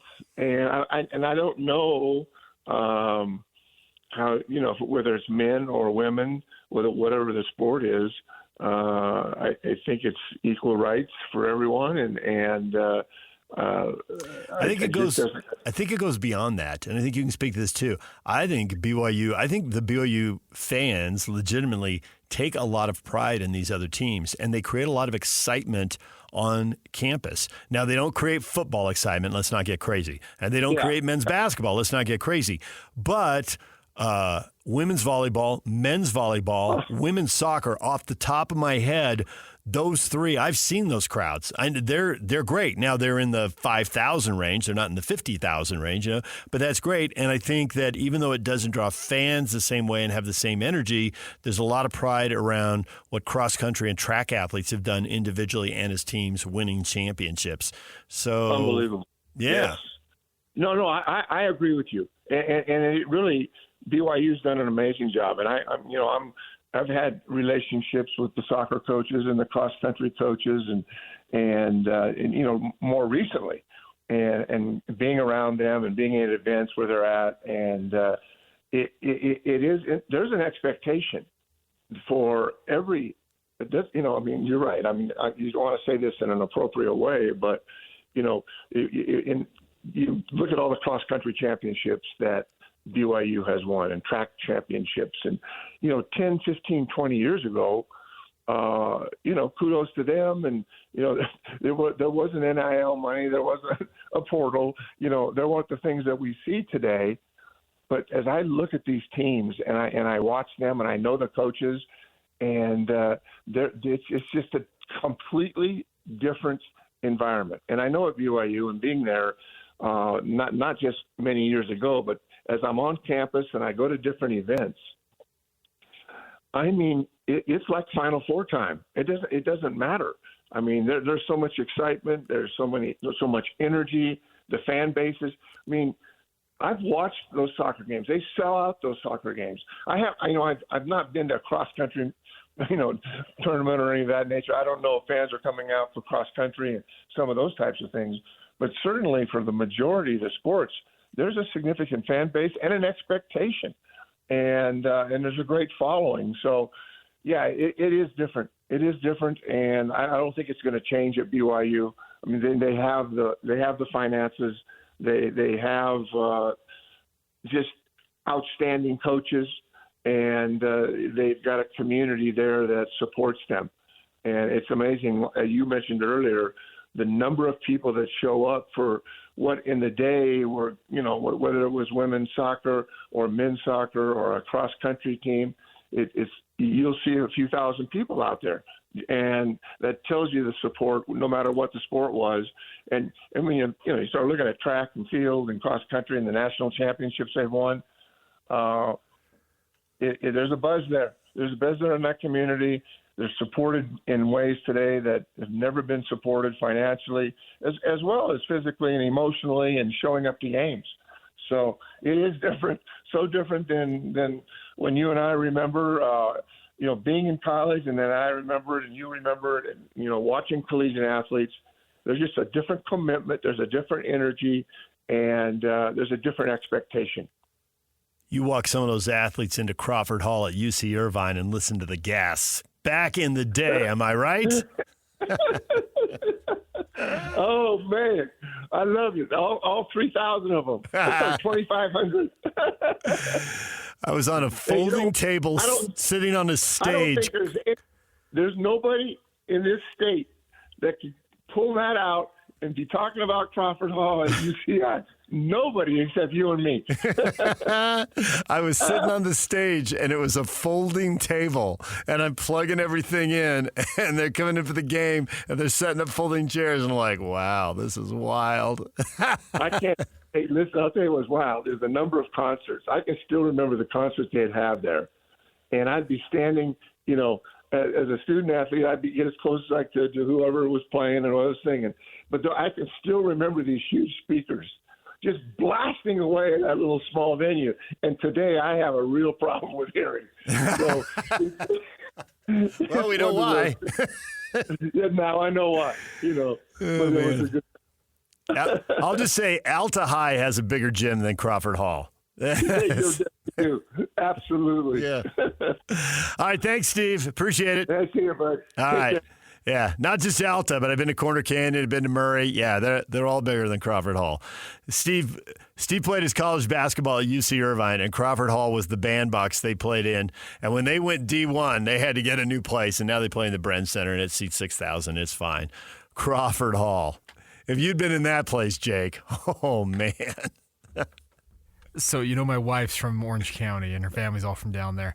I've heard a lot about UC Irvine, had never heard of Crawford Hall. So, they played at Crawford Hall, and I was down there calling UC Santa Barbara games. And I think the Bren Center opened about, 1988 or something like that. I'm going to send 89, a text to my father-in-law to see if he knows the reference, because he probably does. Oh, yeah. If he was down there. I guess they played there back in the 70s. He's born and raised they played there in the Orange 80s. County, and right up the road from Irvine. Yeah, it's just so tiny. I played high school basketball in a gym that on the outside says, to this day, auditorium gymnasium, and it has a clock like from Back to the Future. And it was built in 1937. It was a WPA in the Depression. And it had a stage at one end of the court. And I'm telling you, it was nicer than Crawford Hall. Unbelievable. Steve's a UC Irvine anteater before he went off to coach other places. All right, when we come back, there is NFL news. We have to get to that. And there is NBA news. If you're just joining us about Giannis, we have to get to that. So stick around. DJ and PK, it's 97.5 The Zone.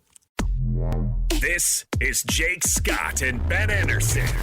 Big news, Ben. Will Hardy signed his contract extension. Theories on why they would do this today? You're not supposed to try and lose. He did do that. And so, you know what? If he's going to swallow that pill, give the man an extension. He's following orders, yeah. But with that, inevitably, and you and I have talked about it off the air, was Will Hardy being set up to get his head cut off after the rebuild is done? You tank, we deconstruct the roster, you're a young coach who's not going to push back. Once we're like, okay, this is a veteran team now, we're going to cut your head off and we're going to go win. This protects Will beyond that. I think that's a big part of it. I would totally buy into that, 100%. And I think it does also give you a sense of when the Jazz might be looking to hopefully exit the rebuild, which is beyond the 2026-2027 season, which he was under contract for. The idea is, hey, we want you there when the rubber meets the road. Sure. Hear Jake Scott and Ben Anderson every day from 10 to noon on 97.5 The KSL Sports Zone.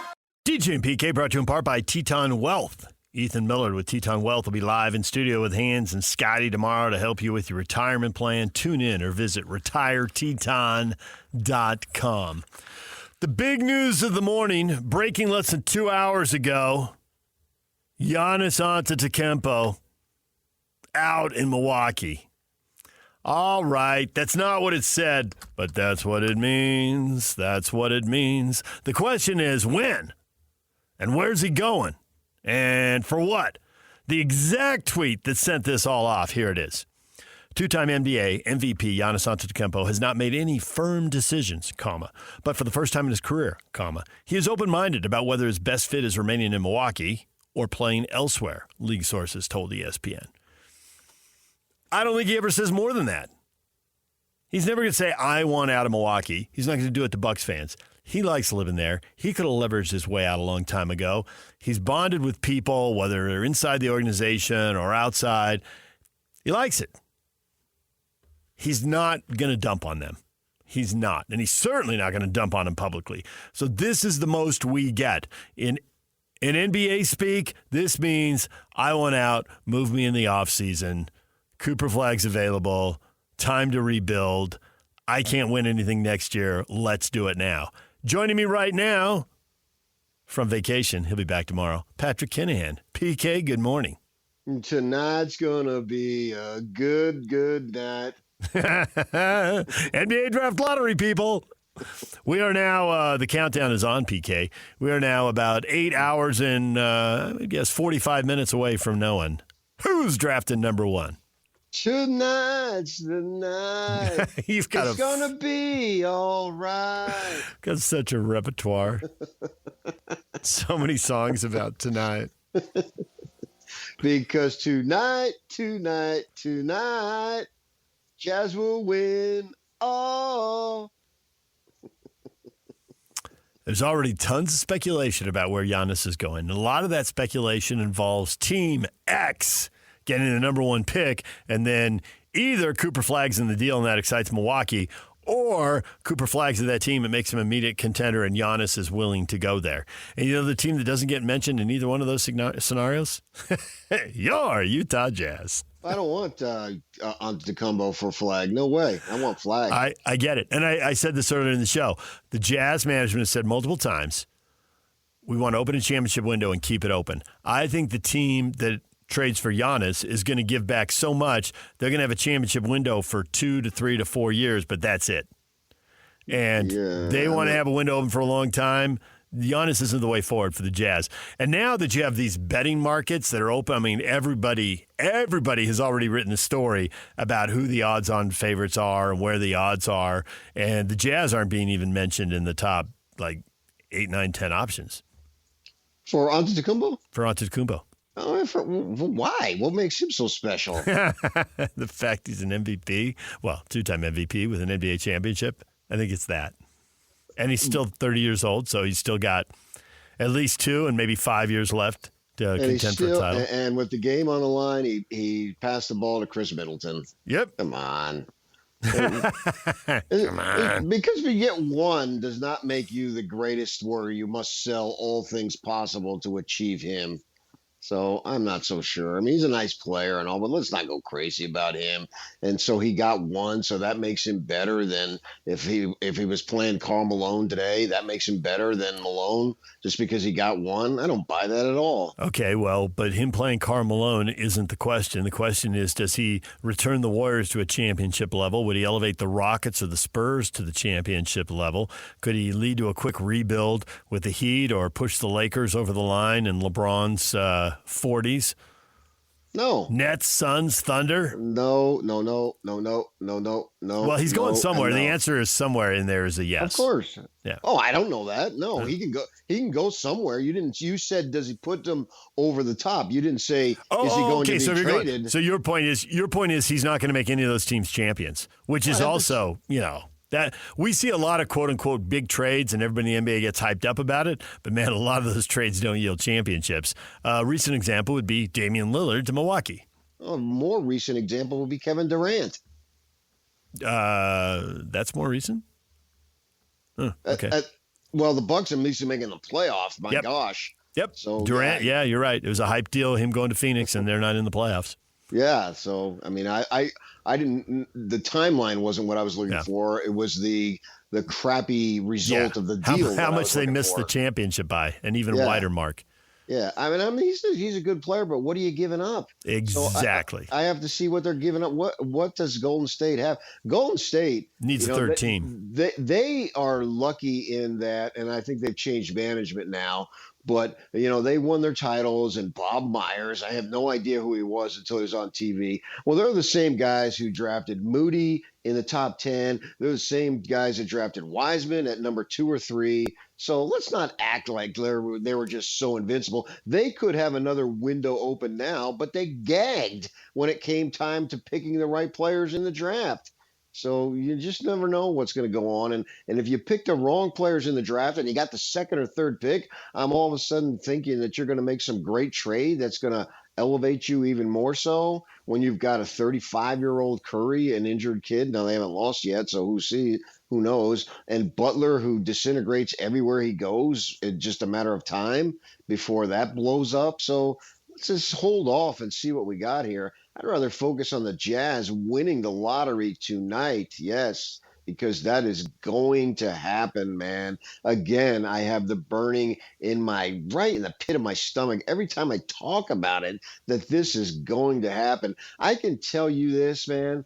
Ashley Smith has never disappointed me once in my life.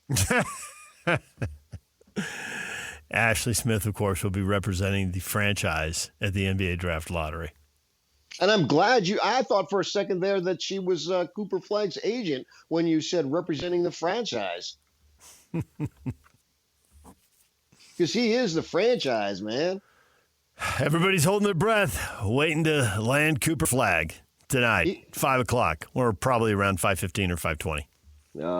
I promise you, at 5 o'clock, I will be so high at 5 o'clock. I'll be 30,000 feet high. I promise you that. I knew where you were going with that. That didn't surprise me at all, but well done. Well played. That's how high I will be. Somebody's got an airplane flight. You better hope that's true. You better hope you're not disappointed with that.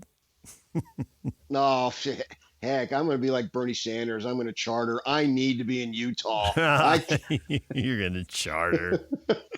Of all the things that would make your mother come back from the great beyond and hit you upside the head.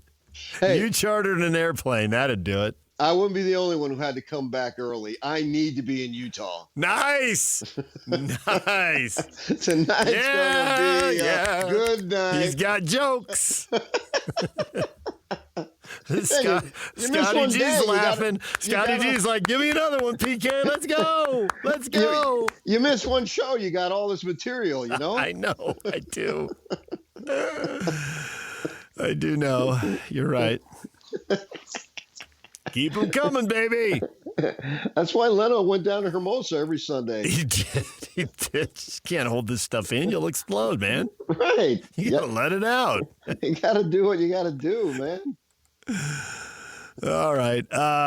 You see any games over the weekend that catch your attention? There was some weird hoops going on. It wasn't traditional thrilling playoff stuff, but it was noticeable.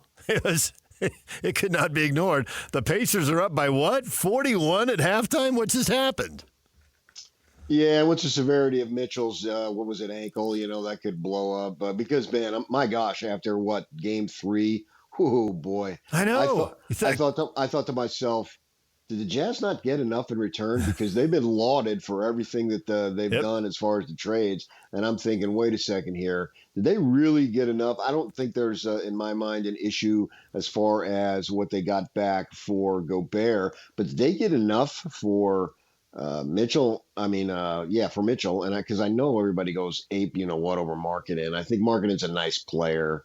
But just sitting here with a smile on his face on the bench time after time, I would like a little bit more angst about, hey, I'm wasting my prime here, and I'm using the NBA season to prepare for my national team in the summer. Then Mitchell goes and gets hurt, and Indiana up 3-1. I'm still not looking to bury Cleveland just yet, but I got to see what's up with Mitchell and how they're looking, because obviously this injury situation has just been devastating to Cleveland, and that's unfortunate.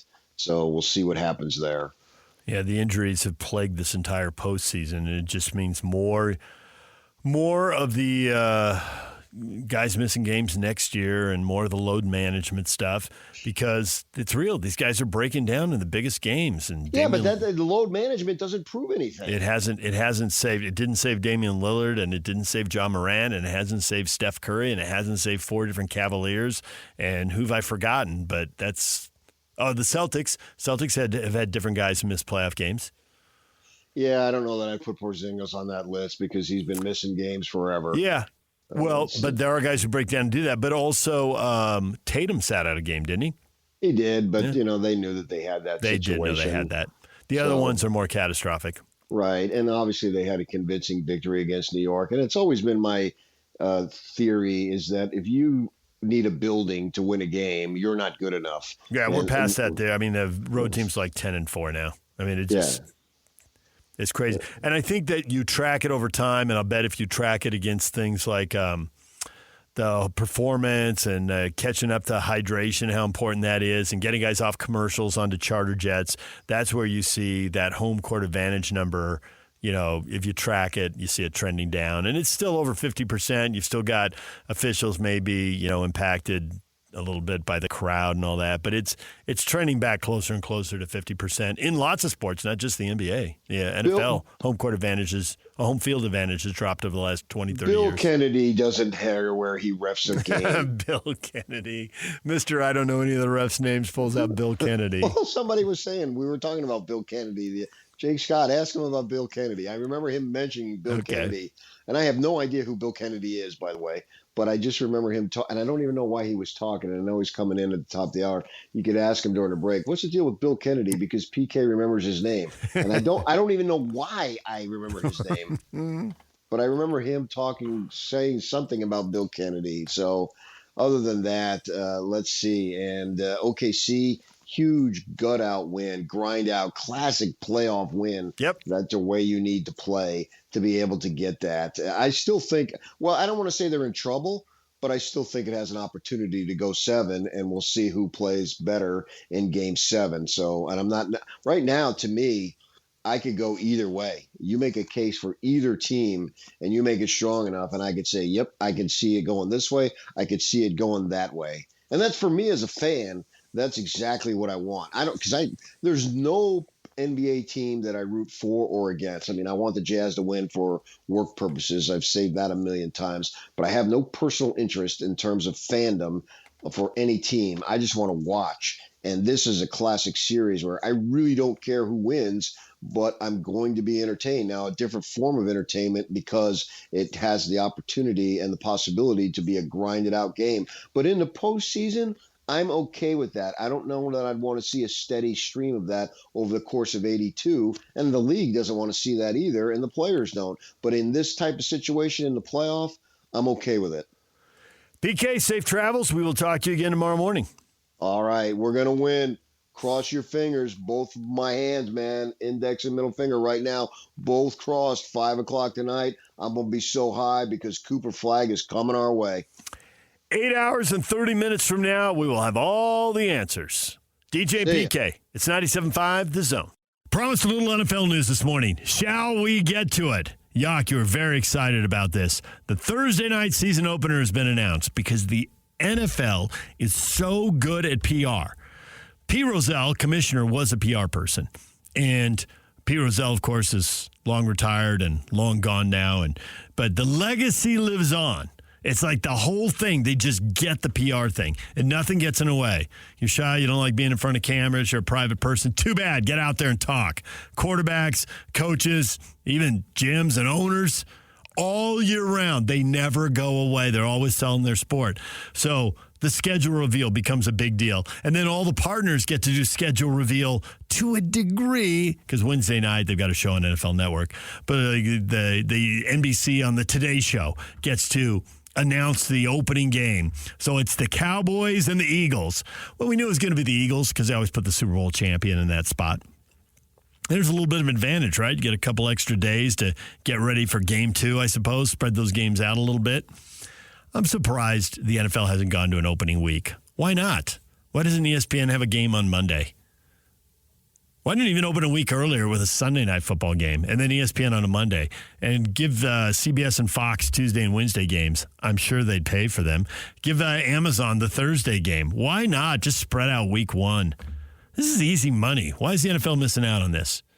They're starting to get there. They got the Thursday night game. They haven't announced the Friday game in Brazil, which they did last year. They have, actually. Oh, they have now? What is it? It is Chiefs and... Chargers? Chargers, It was rumored to be Chiefs and Chargers, but not confirmed. That one's out now. Okay. Obviously, the Cowboys, Eagles to open it up. But to your point, DJ, spread it out, man. Spread it out. Why not? Sunday, Monday, Tuesday, Wednesday. You can't do the Friday and Saturday thing, obviously, because it's in the middle of the college season or the week 2 of the college season. But for this week, you can do the Friday because it's by law and there's a window. There's a window of it. And now that Friday opener is now back, that it's early enough, it's legit. Mm-hmm. And then they can't play on Fridays in the evening. They can squeeze in just barely because the law is written like right down to the hour. And that's why they have that Black Friday special for Amazon.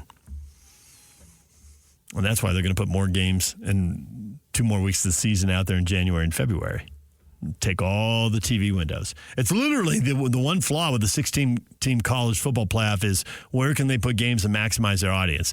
The games didn't do poorly. I think they had 6 and 8 million viewers when they went up against the NFL, but the NFL was getting like 10 million more viewers.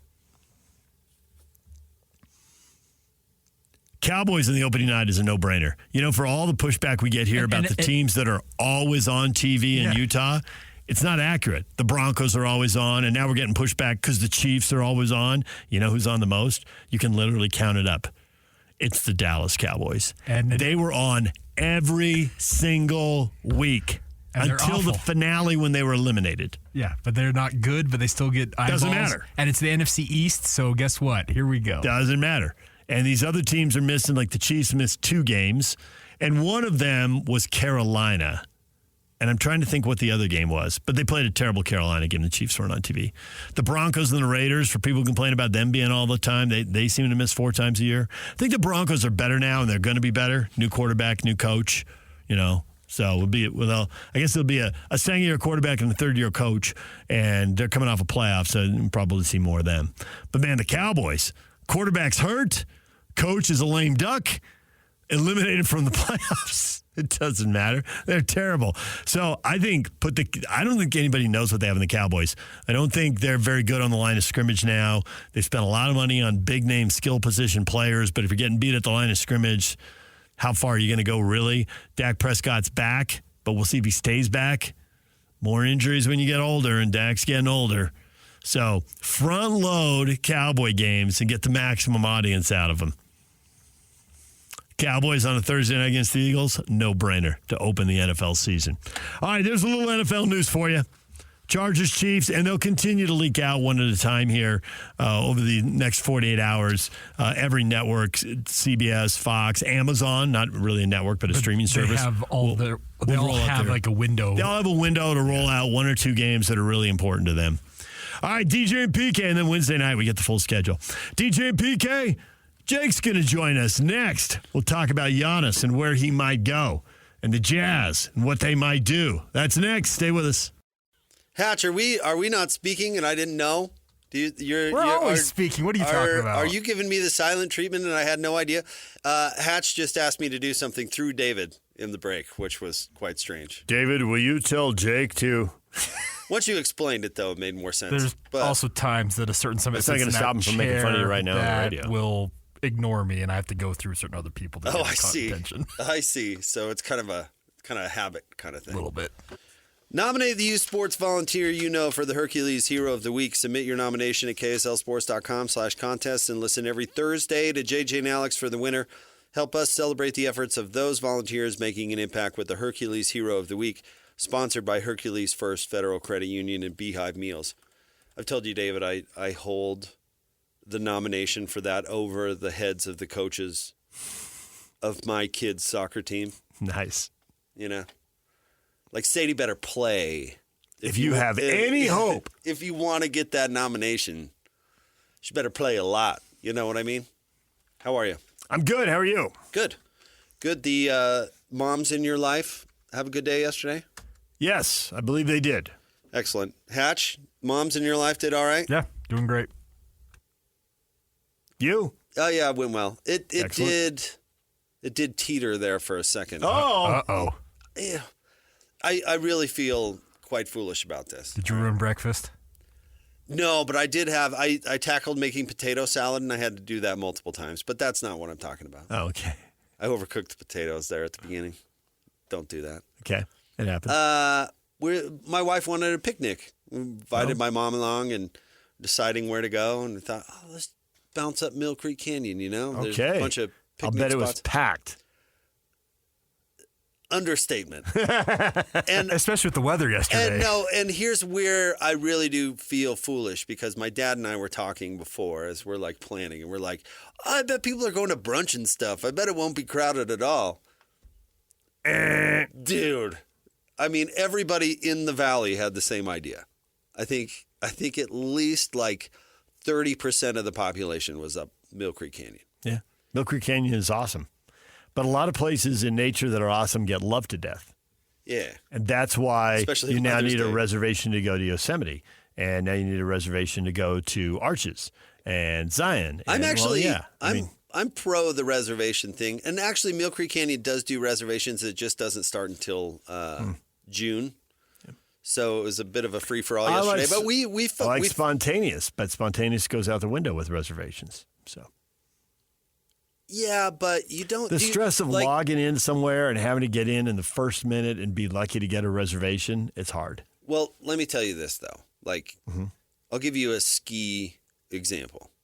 And my family, for the first time this past year, bought the Icon Pass. I think, the Epic's the other one. Icon Pass, which includes the Cottonwood Canyons and Deer Valley. You get like 5 at Deer Valley or something like that.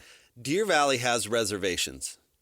So you have to reserve a spot to go to Deer Valley, which is a new thing. At least with the Icon Pass you do. So on those crazy little Cottonwood Canyon, big Cottonwood Canyon days where Canyons it's closed, just gonna snow be plows, like avalanche silly. control, right? Yeah. Or crowds. Yeah. Like, it's just one of those Saturdays where it just snowed and, it's just going to be absolute madness, lines around the block. Deer Valley does reservations. You get a reservation or, you can play it in your favor, my friend. As I know you do love spontaneity. That's part of your wonderful charm. I'm too lazy to plan. But That's man, the problem. reservation is nice. I'm too lazy to plan. Honestly, when demand is high, having the ability to reserve is nice. Yeah. Who's going to make a reservation for Giannis? And are they going to overpay? And is it going to turn out as poorly as the Damian Lillard trade did and as the Kevin Durant trade did? I mean, some of these trades get hyped up, and it's exciting. We love the NBA soap opera, and this will be a soap opera. Where's he going? How big is the price? How might it impact the Jazz? That's a lot. That's a lot. You jump just- in wherever you you'd just like. put right Take there. the low-hanging fruit and run with it. I think quite a our bit. listeners, though, are thinking all those things. Yeah, I don't doubt it. Well, Dame was significantly older, right? True. Giannis is 30. In basketball He's 30. terms. He has a Right. mid-season birthday, so he'll be 31 for the playoffs next year. I think he obviously has at least 2, possibly as many as 5 years in his prime. So, right. I think you're pretty spot on. So, and he's got, 3 years left on his deal? 2 and an option for the third. Which is, option. He may well want to opt out and be paid big time for another 3 or 4 years, which puts us into a Jimmy Butler type scenario where he might not be worth the money at the end. And Pat Riley didn't want to give Butler that money for that last year or two when he figures he's going to be done.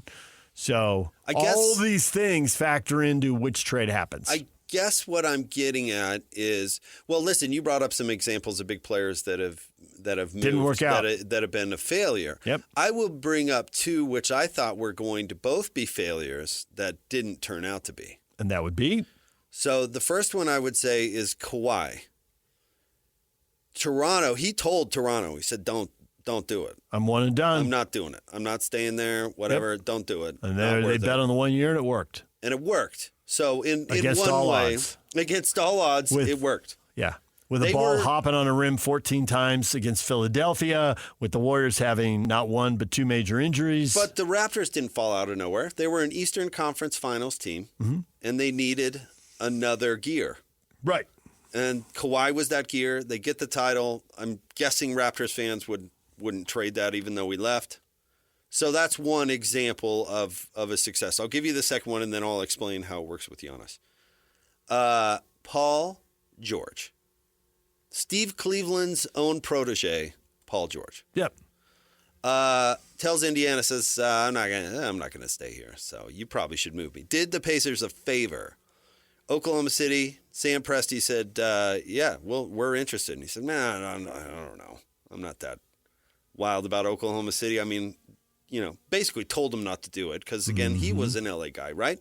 Oklahoma City does it. Not only do they get him, but they re-sign him out of nowhere. And that made the ability to flip him for the haul, Shea and the haul they got from the Clippers, which they're still benefiting from today. So there's two examples of make the move for the big-time player. And maybe it doesn't work out how you think it's going to work out, but you've still got that big-time player. I couldn't believe Cleveland signed Donovan because I thought Donovan was leave, but then he doesn't have a landing spot, and they're winning, and it doesn't look so bad. And Cleveland's like a lot of other places. From a distance, you dump on it, but when you get there, you find out some nice things about it. And I say that because my brother lived in Cleveland for about a decade, and I've been there. Yeah. Yeah, and there's three cool things to do on a vacation in Cleveland. And then factor in... You wouldn't think that of Cleveland and vacation. Who says that? Think about it with Giannis. You're trading for a 30-year-old guy that's still going to be really good. And even if he tells you a year from now, like, listen, I'm not doing it, you flip it and you've honestly lost not much. Next to nothing. Right. And then you don't have the responsibility of extending him to a contract where he's eventually not going to be worth it. So even worst case scenario, it's really not that bad. And keep in mind that the free agency threat today isn't what it was 10 years ago because players aren't hitting free agency. It's not to their advantage. Their advantage is to do what I thought Donovan would leave Cleveland flat, free agency. You lose so much money doing that. Nobody's doing that. Everybody's extending a year before. So you trade for Giannis, year one goes, he gets to see how it goes, and he can tell you whether he wants to extend or not. And then you just move him. The mistake Miami made with Jimmy Butler is when they decided not to extend him, move him immediately. Don't sit on him for half a year. That's just going to tick him off, and it does you no good. Make that decision and go. So you've got a year. Make that decision with Giannis. And if he doesn't want it, at 31, teams are still bending over backwards to get him. So, yes, the market for Giannis is going to be awesome. They're going to get a really good haul. The question is, what do they want? Do they want players or do they want picks? And my guess would be picks. Think it's an accident that this broke the morning of the draft lottery when we're about to find out where Cooper Flagg's going to be playing? Nothing's an accident. Thank you. Nothing's an accident. I think this has been well known inside the NBA for a while now. Yes, it goes public. It's not an accident it went to Shams. It's not an accident when it went to Shams. And I don't think this news shocked the Jazz front office. No. The Luka trade did. I can buy that. Well, the Luka trade shocked the league, which is I why. agree. But this was coming. Everybody could see it coming. Lillard tears his Achilles. It was already trending towards this isn't working. And then Lillard's Achilles, now it absolutely can't work next year because Damian isn't going to be ready to play next year. The only, I actually defend Nico Harrison a little bit in Dallas. Just a little bit, because I do think the guy's a bozo. He called Stephen Curry in his presentation with Nike, and then used the same presentation they used with, who was it, like Kevin Durant or something like that? And left his name in it. Super sloppy. Super sloppy. So, I don't like defending this guy. But if he saw that Luka was heavy and selfish and wanted to move him, yeah.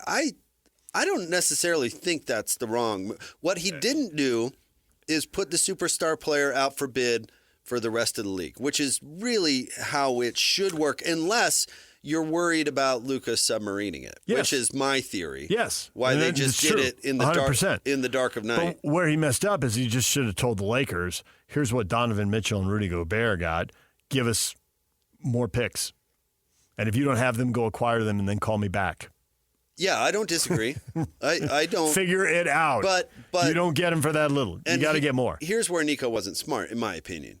was he thought, I want to replace a top 5 player with a top 10 player, and I'm not even going to skip a beat. And when my team is going to the finals, nobody's going to care.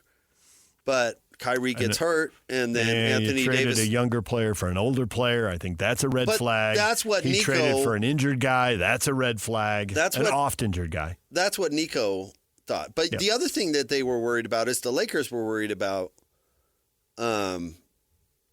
clutch, because Anthony Davis is clutch. Did you see the quote from Rich Paul, who said, he said, I know 99% of what's going to happen, and I'm paraphrasing, of what's going to happen in this league.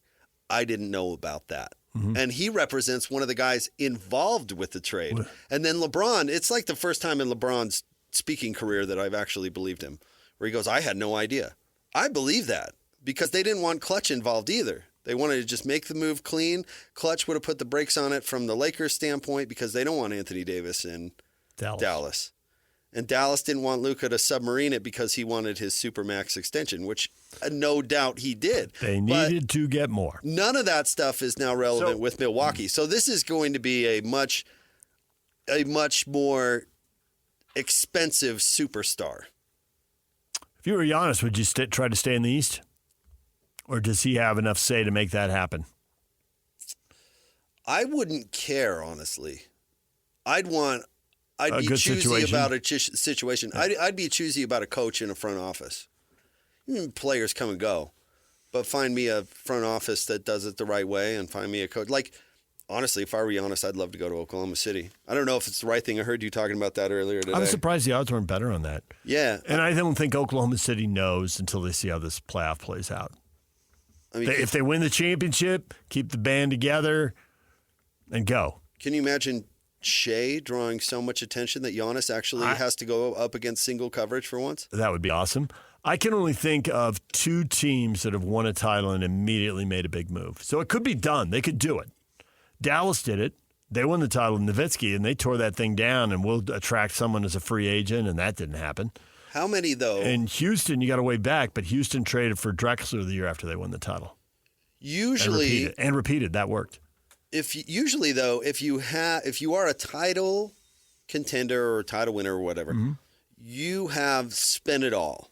Your resources this is, under the new CBA, the rules are different now. Yeah. So you can't compare the last 40 years to now. Maybe you can compare the last 4 years to now, but not the last 40. Oklahoma City, the best team in the league, is also the team with the biggest war chest of resources. Like, I don't think that's ever happened. This is really weird. I don't think that's ever happened. I mean, the only reason that the Warriors were able to land Kevin Durant is because the TV money all hit over 2 years, and all of a sudden the cap situation was changed that the Warriors could sign a max player.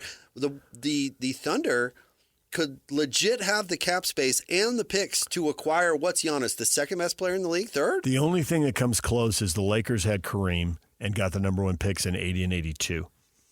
Okay. And cashed in on both of them. That would be, to me, the closest thing, and that's how they get the dynasty that PK talks about that irritates you. Right. Because they drafted Magic and Worthy with those picks. So, I mean, in theory, Oklahoma City, too, could also use all those picks and use those as rookie contracts to have good players on the team with their max guys. And they could say, why use multiple resources, multiple assets to get one guy who's 30, who's going to be done in 5 years or less, when we could draft, hit, and always have somebody who's good who's on the rookie deal. The problem is, are they going to hit on all those picks? Depending on what they have to give up for Giannis, of course, but let's in theory say it's like all picks. That team may moonwalk to a championship if it worked, and that comes down to the coach and how do you do it. But if you just plugged and do you stay healthy? If you brought Hartenstein off the bench and just plugged Giannis onto that squad, they may never lose again. I mean, they still could do better at point guard than somebody like, I don't know, who are they doing? Who are they running out there now? Caruso, and they could do better there. But are you kidding? Again, comes back to the only way you can beat Giannis is build the wall. Remember that whole thing? Which is basically guard him with 3 players. You got to have 3 people, right? So he's going to get a charge wherever he goes. So if Chet and Shea can give Giannis the space where he's just going up against one player, he'll score every time down the floor. He doesn't have to shoot pressure free throws at the end of the game. Any of that stuff. Clearly doesn't want to do that. I mean, when he won his title, Middleton was taking mid-range jumpers at the end of games. But it worked. They won the title. Maybe he'll end up with Bradley Beal in Phoenix. Yeah. I see that. I just can't believe that. I see some teams on the list. I'm like, that's not happening. The Suns are on the list. I don't think that's happening. What do the Lakers have to give up? That's not happening. Honestly, I don't know what the Warriors give up. Maybe someone can get a third team involved, and somehow that works. Which I think if the Jazz get involved, that's where it is. Yeah, I don't see for a team that wants to open a championship window and keep it open, why at this point you would go get a guy who's 30 years old. Yeah, I agree. I don't think he lands with the Jazz either way. Right. I mean, the Jazz would actually, if they made that move, would want him desperately to extend, and that might matter. Well, I don't know, but Danny Ainge does aggressive stuff. I mean, would you really put it by Danny to No, I wouldn't put anything past him. Trade for him? Then, that's why I said I wouldn't think this would happen, but I'm not going to guarantee anything. Trade for him, then not play him, then trade him next year. Yeah, I don't know. He's playing. What's the cliche now? I think Jazz fans hope 4D chess. He's playing 4D chess, or he's playing chess while everyone else is playing checkers. Those are your go-tos. So yeah, don't put it past anybody. But I don't know. The Jazz, with their resources though, can be the bank. I mean, they can really be. Maybe they can make a 3-team deal happen. How teams move. But what do they get back, and who is that? And they've already done business with the Lakers before. There's been a lot of talk about the Warriors. How would that work out? What about the Suns? So I just don't think those teams have enough. In a 3-team deal, everybody still has to get something. I just don't know what are those teams giving up that other people want. So, and what happens tonight? Because with the Jazz, it could change their window or perspective or all those things, right? Ben. It's going to change somebody's window. It's going to change everybody's perspective. Ben brings up the example all the time and it's a really good one, of the Celtics who tanked all year to get Kevin Durant. Then the ping pong balls didn't go their way, and so Danny Ainge was like, okay, I'll trade for Kevin Garnett and Ray Allen, and away they go. Title town. And that's why when this first started, I thought this would be a quick rebuild, what big trade he's going to make. They haven't made any trades. They've said they were close on some things they wanted. I think Luka Doncic was, if he wasn't at the top of their wish list, I think he was near it. I think he was on it for sure. I'm so glad that didn't happen. Then it didn't. Hey, maybe they got saved from themselves, right? You never know if it had. When the talks get there, what do they want? And maybe it breaks down. But no, I literally heard him mentioned by name from somebody who I think knows. I know. I'm just speaking for me personally. I think they thought Luka would get sick of Dallas. Yeah. And instead, Dallas got sick of Luka, and Dallas made the move quietly. And actually, everything I thought, I feel like was confirmed because Jay-Z went on a TV broadcast, and when he was talking about it, used the phrase, a gift. Yeah. So he thinks Luka is really good, and he thinks the Lakers paid too little. I just don't like watching Luka play, so I'm just glad. Everybody's complaining about when the NBA looks like, and yet ratings are up for the playoff series. No. It has nothing to do. You know me. I don't like ball-dominant guards. I don't like guards that sit there and dribble the whole game. It drives me crazy. But there's no reason to take the ball out of the hands of a guy who always has an advantage in the matchup. Yes, there is, because a ball-dominant guard really has never won the title. Okay, so be a ball-dominant guard, but be willing to share.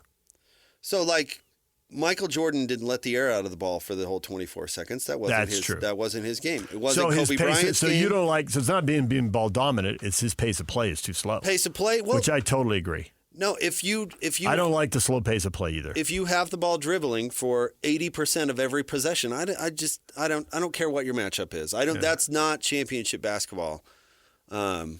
In my opinion, James Harden never won the title. Go look on Google or whatever, Twitter, of Kobe talking about how James Harden plays, and he said, "I don't think that's ever going to win a championship." And it didn't. No. And Steph gave the ball up and ran off 47 screens and got it back and then shot. But you look at guys like Steph Marbury or even Allen Iverson. A lot of those guys are small, though. It's not just the ball dominant. I don't believe in small guards. Right. Awesome guards. Guys who are awesome. But even who've gone to the Hall of Fame, haven't won titles. Even they didn't play like James Harden and Luka Doncic. And the younger version is now LaMelo Ball. I don't think that wins. You know what I mean? So I'm glad that I don't get to watch it. DJ Have PK. to watch it.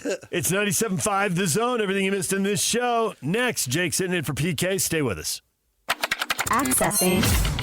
This is Hans Olsen and Scotty G.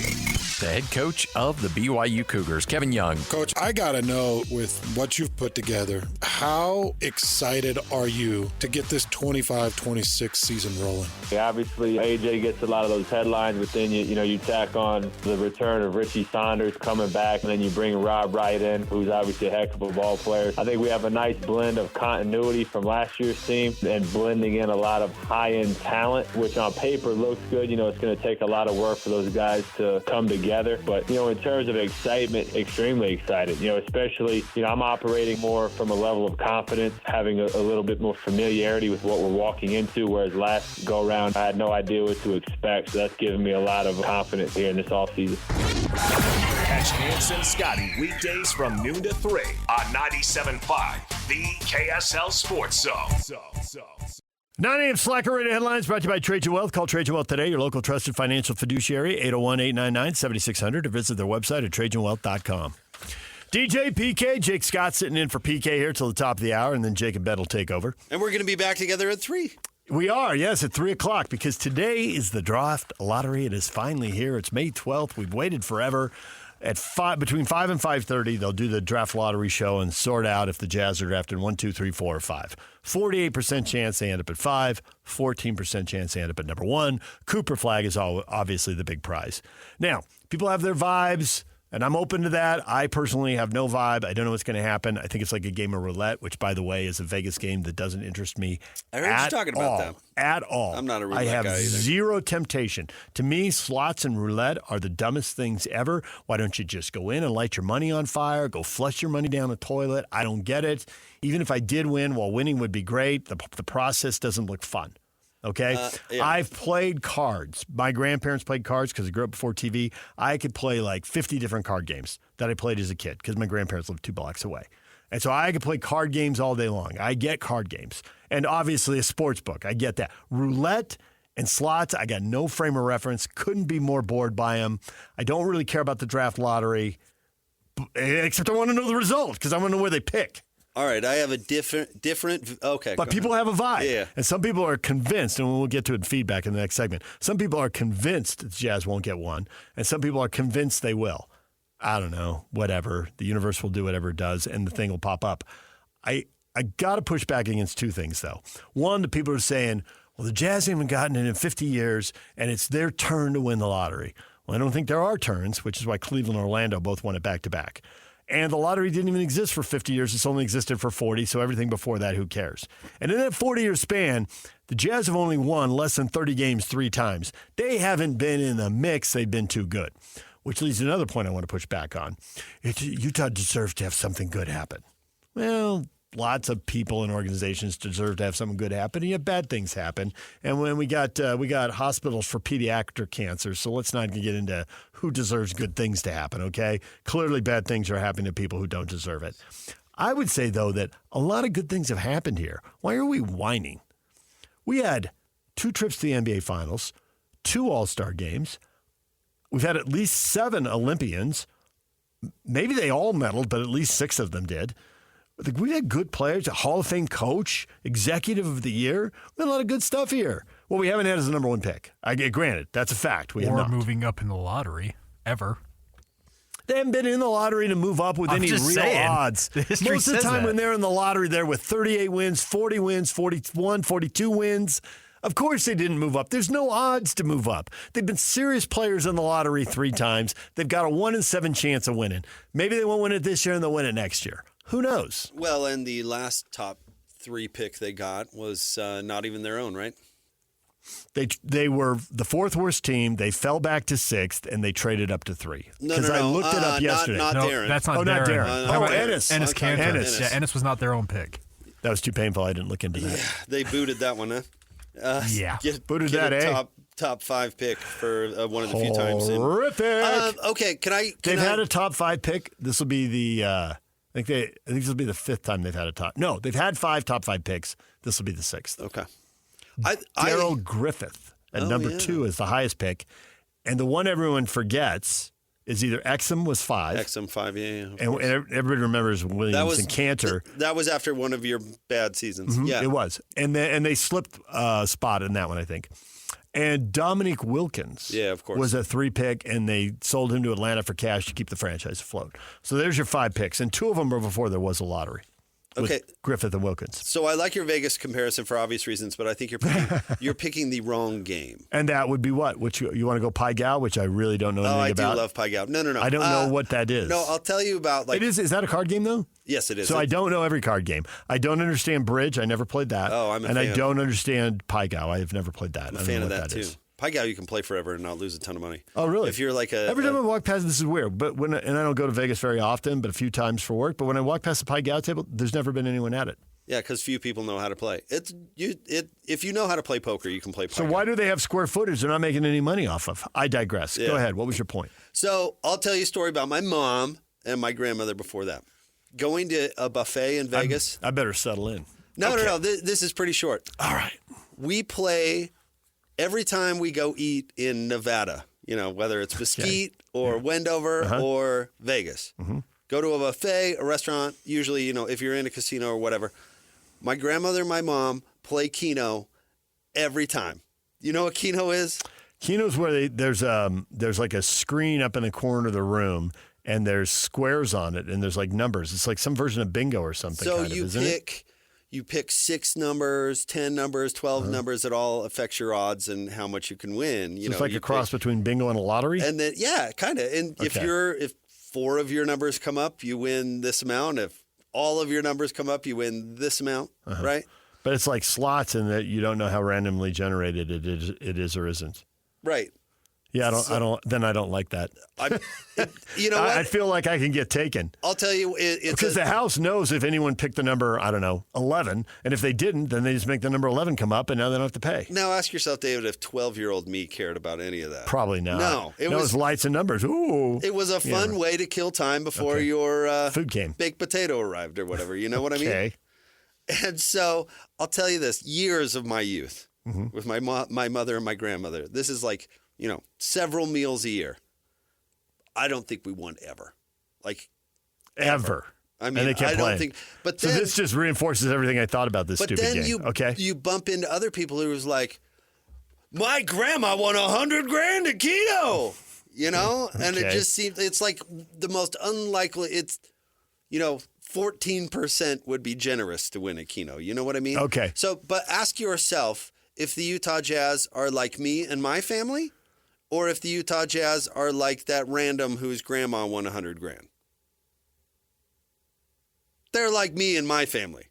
They're never going to win? They get the shaft all the time, and you look over and you're like, eventually it's going to be my turn. Okay, but I just ran through all these things. Why do they get the shaft all the time? All these good things have happened. We've had a lot of good basketball here. We've not had championship basketball. I completely concede that. I'm talking about specific lottery. I'm talking about like people expecting good luck for the Utah Jazz. People expecting to win at Keno. My life has turned out great.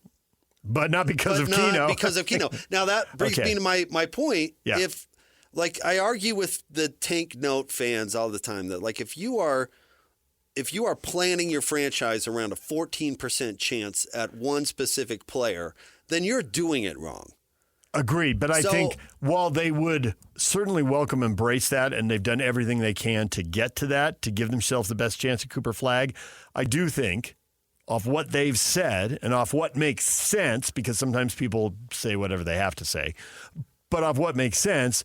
Yes, they want the best shot at Cooper Flagg, but they also know there's good players who are going to be available through 2 through 5. And if they draft 9th, if they draft 8, 9, 10, where they've been the last couple of years, they're not getting those players. So they're not getting Harper or Edgecombe or Bailey or whoever else you want to put up there. But there's no guarantee that any of those guys are any good. And the best player in the league right now was picked in the second round. So my point is, hey, listen, I wouldn't even play a little Keno.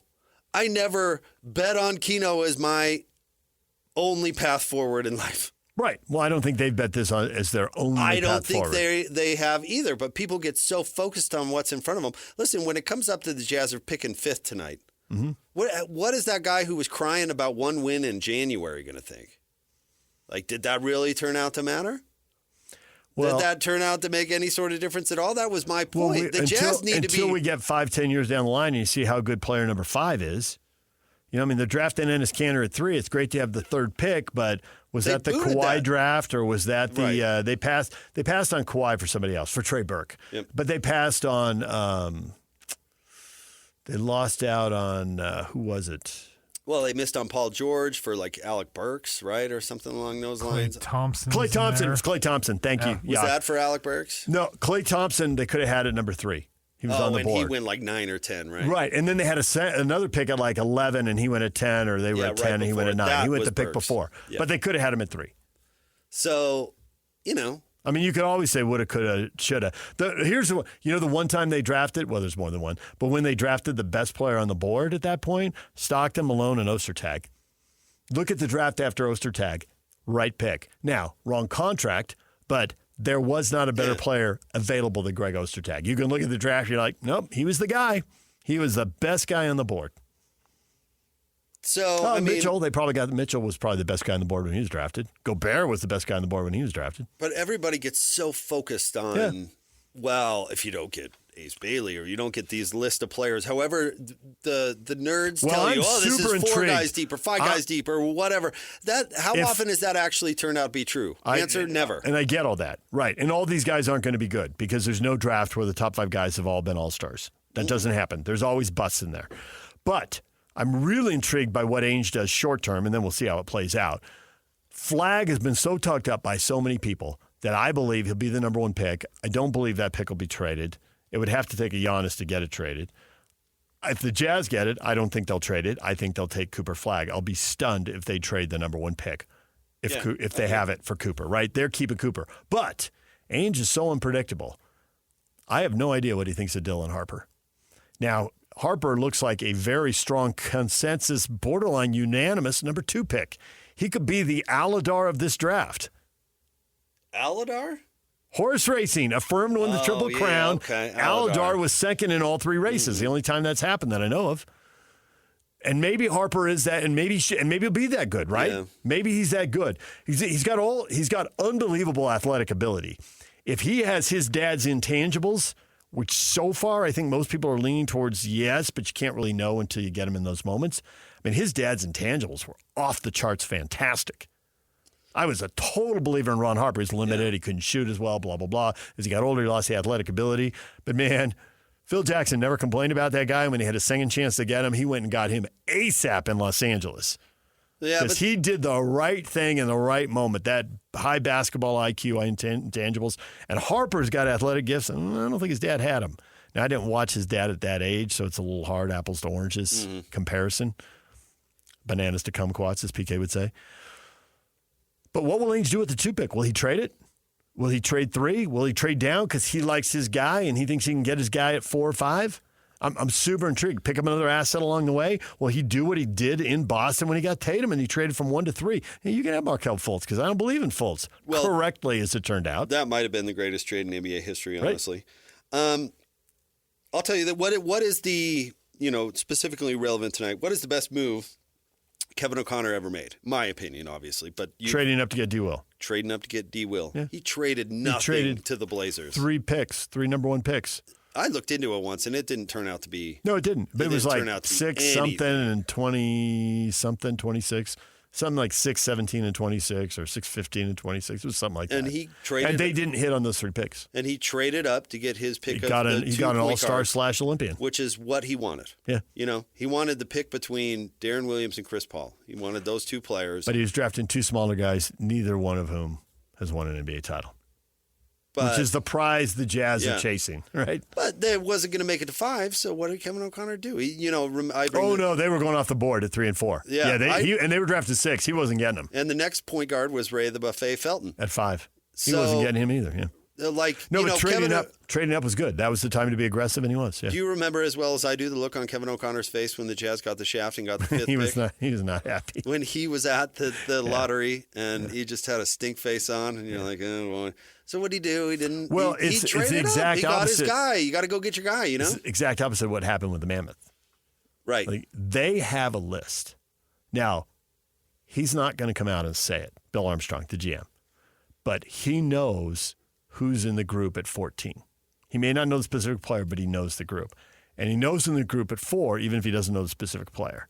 And there's a massive difference between those two groups, and he knows it. Yeah. And he won't say it publicly, but he knows it. And I know it, and I know he knows it. And he is on his face told you everything that everybody needed to know. He can't tell me anything that wasn't on his face. His face was like, jackpot. The difference between 14-4 is enormous. We are getting a much better prospect. And it's different than the NBA. They're more finished. They're less finished in hockey. Well, so there's still risks. One player means less in hockey. Than That too, also, yes. But like the player prospect pool, like anybody who made that move would be thrilled. Mm-hmm. Oh, yeah. Thrilled.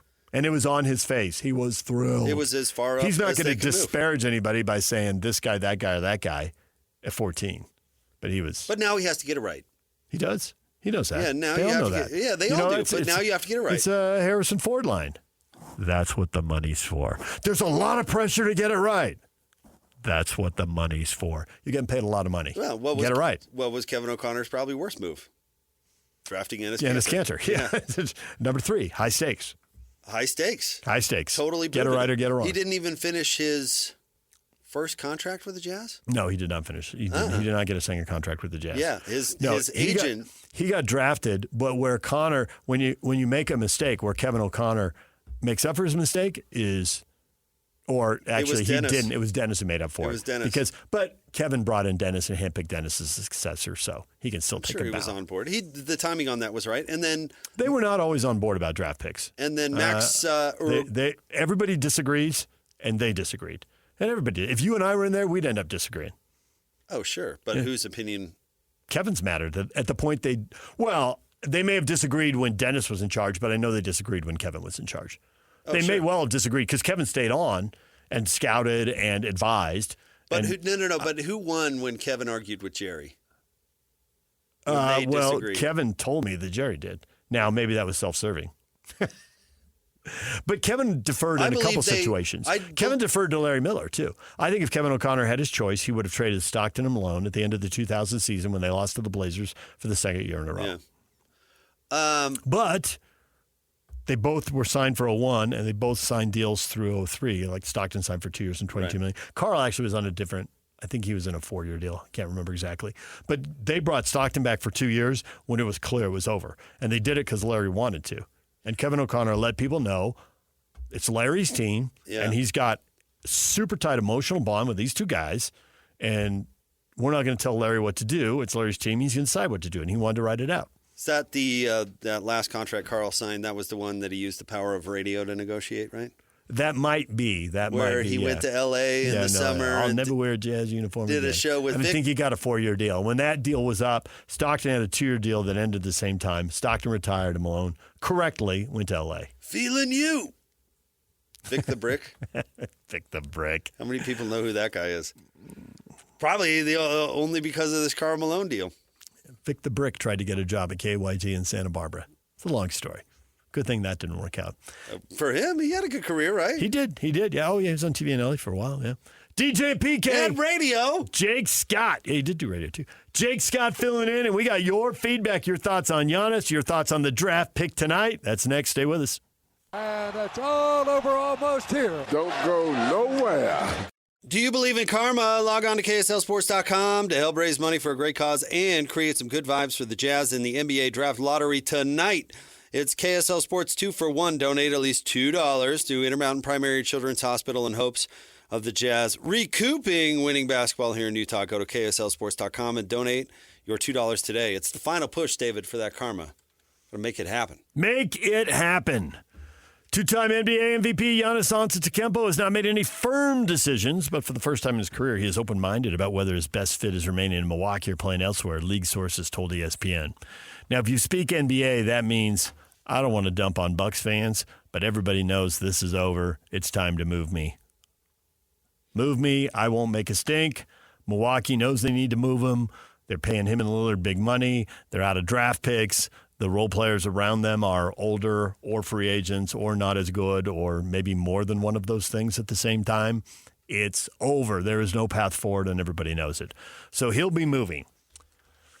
What might this mean for your Utah Jazz? Scott, nothing. Leroy, nothing. Brandon, absolutely nothing. Cammie, it means nothing. Just stop! 2 exclamation points. Landon goes the other way. If Utah can get the number 1 pick, a.k.a. Cooper Flagg, we could be the destination of several top free agents. That would surprise me. I don't think the league's about free agency anymore. No, but I think that they could be trading either big game hunting. I might even be open to, as I put it, medium game hunting, depending on what you have to give up. And I do think with Giannis, there might be some teams that are out there saying, we'll put together a deal, but it'll require a third team. At which point, Danny Ainge will put his fingers together. What can we get? Giannis just doesn't really fit here. I just don't see the timeline on a 30-year-old guy. I'm not convinced I see the Markkanen timeline. I think right now, not knowing what's happening with Cooper Flagg, I think right now it's more likely that Markkanen is moved than he stays. I can't prove that, but I just think that's what makes sense. Yeah, because I don't think he enjoyed last year necessarily. I think he hasn't. I don't think he's enjoyed the tanking process for a while. No, I don't think people. And I think that other people in the media have more stories about that than me. I think when that frustration boiled over, I did not happen to be present. Well, he puts a very nice public face on it, but privately, I don't think he likes losing his prime, and that's what he's given away. No, and but he knows it. He had to get the contract first, though. He did have to get the contract. I don't know if people weren't you going into like the contract and then 1 year and then a move? Yeah. I mean, we're at the move. Or something like that. Yeah, we're at the move. We're at the spot. If that happens this summer. You don't care what team you play for. But Cooper Flagg can play right away in the NBA, and if they can get somebody else, then it's on. And I think they play to win, and they convey the Oklahoma City pick, and they don't care because it's going to be pick 20 anyway. So what? I won't be that fast. If they don't get Cooper, if they don't make a move, then you're building for the future. If you get Edgecombe or Bailey or Harper or whoever, you're building for the future, and I just don't think your 27 to 28-year-old guys make sense. I think moving John Collins and moving Markkanen makes more sense. No, it makes it, yeah. It does not make sense to give pick 9 or 10 to Oklahoma City. Be bad, top 8, good draft, get a good player, which means have a bad year, which means either Markkanen sits again, which makes no sense to me, and Collins sits again, which makes no sense to me. They're good players in their prime. Are they very good or great players? Separate discussion, but they're good players in their prime. But don't overvalue them the way they did Jordan Clarkson. The more time that goes off John Collins' salary, the more valuable he gets. Yeah, to a degree, you're right. He's coming off a great year. I think his value is now. He shot the ball very well last year. I don't disagree. And that's what they give you points for. And that's the skill everybody wants. And the value for Markkanen is high. Yeah, I think if they could have gotten a lot for Collins at the trade deadline, they would have. They must just not have gotten. I think the cap goes up and it becomes more possible to make more deals. Everybody gets a little more breathing room. Yeah. And also you let teams get more frustrated and realize, well, that's not working. Phoenix is now frustrated. That's not working. Oh, well, Phoenix is Houston needs some veterans. Maybe there's a move to be made there. If Houston doesn't make the Giannis move. All right, DJ, PK, Jake sitting in. Thank you, Jake. No problem. No, thank you, David. PK will be back tomorrow morning. Ben's here right now. Jake and Ben are next right here on The Zone.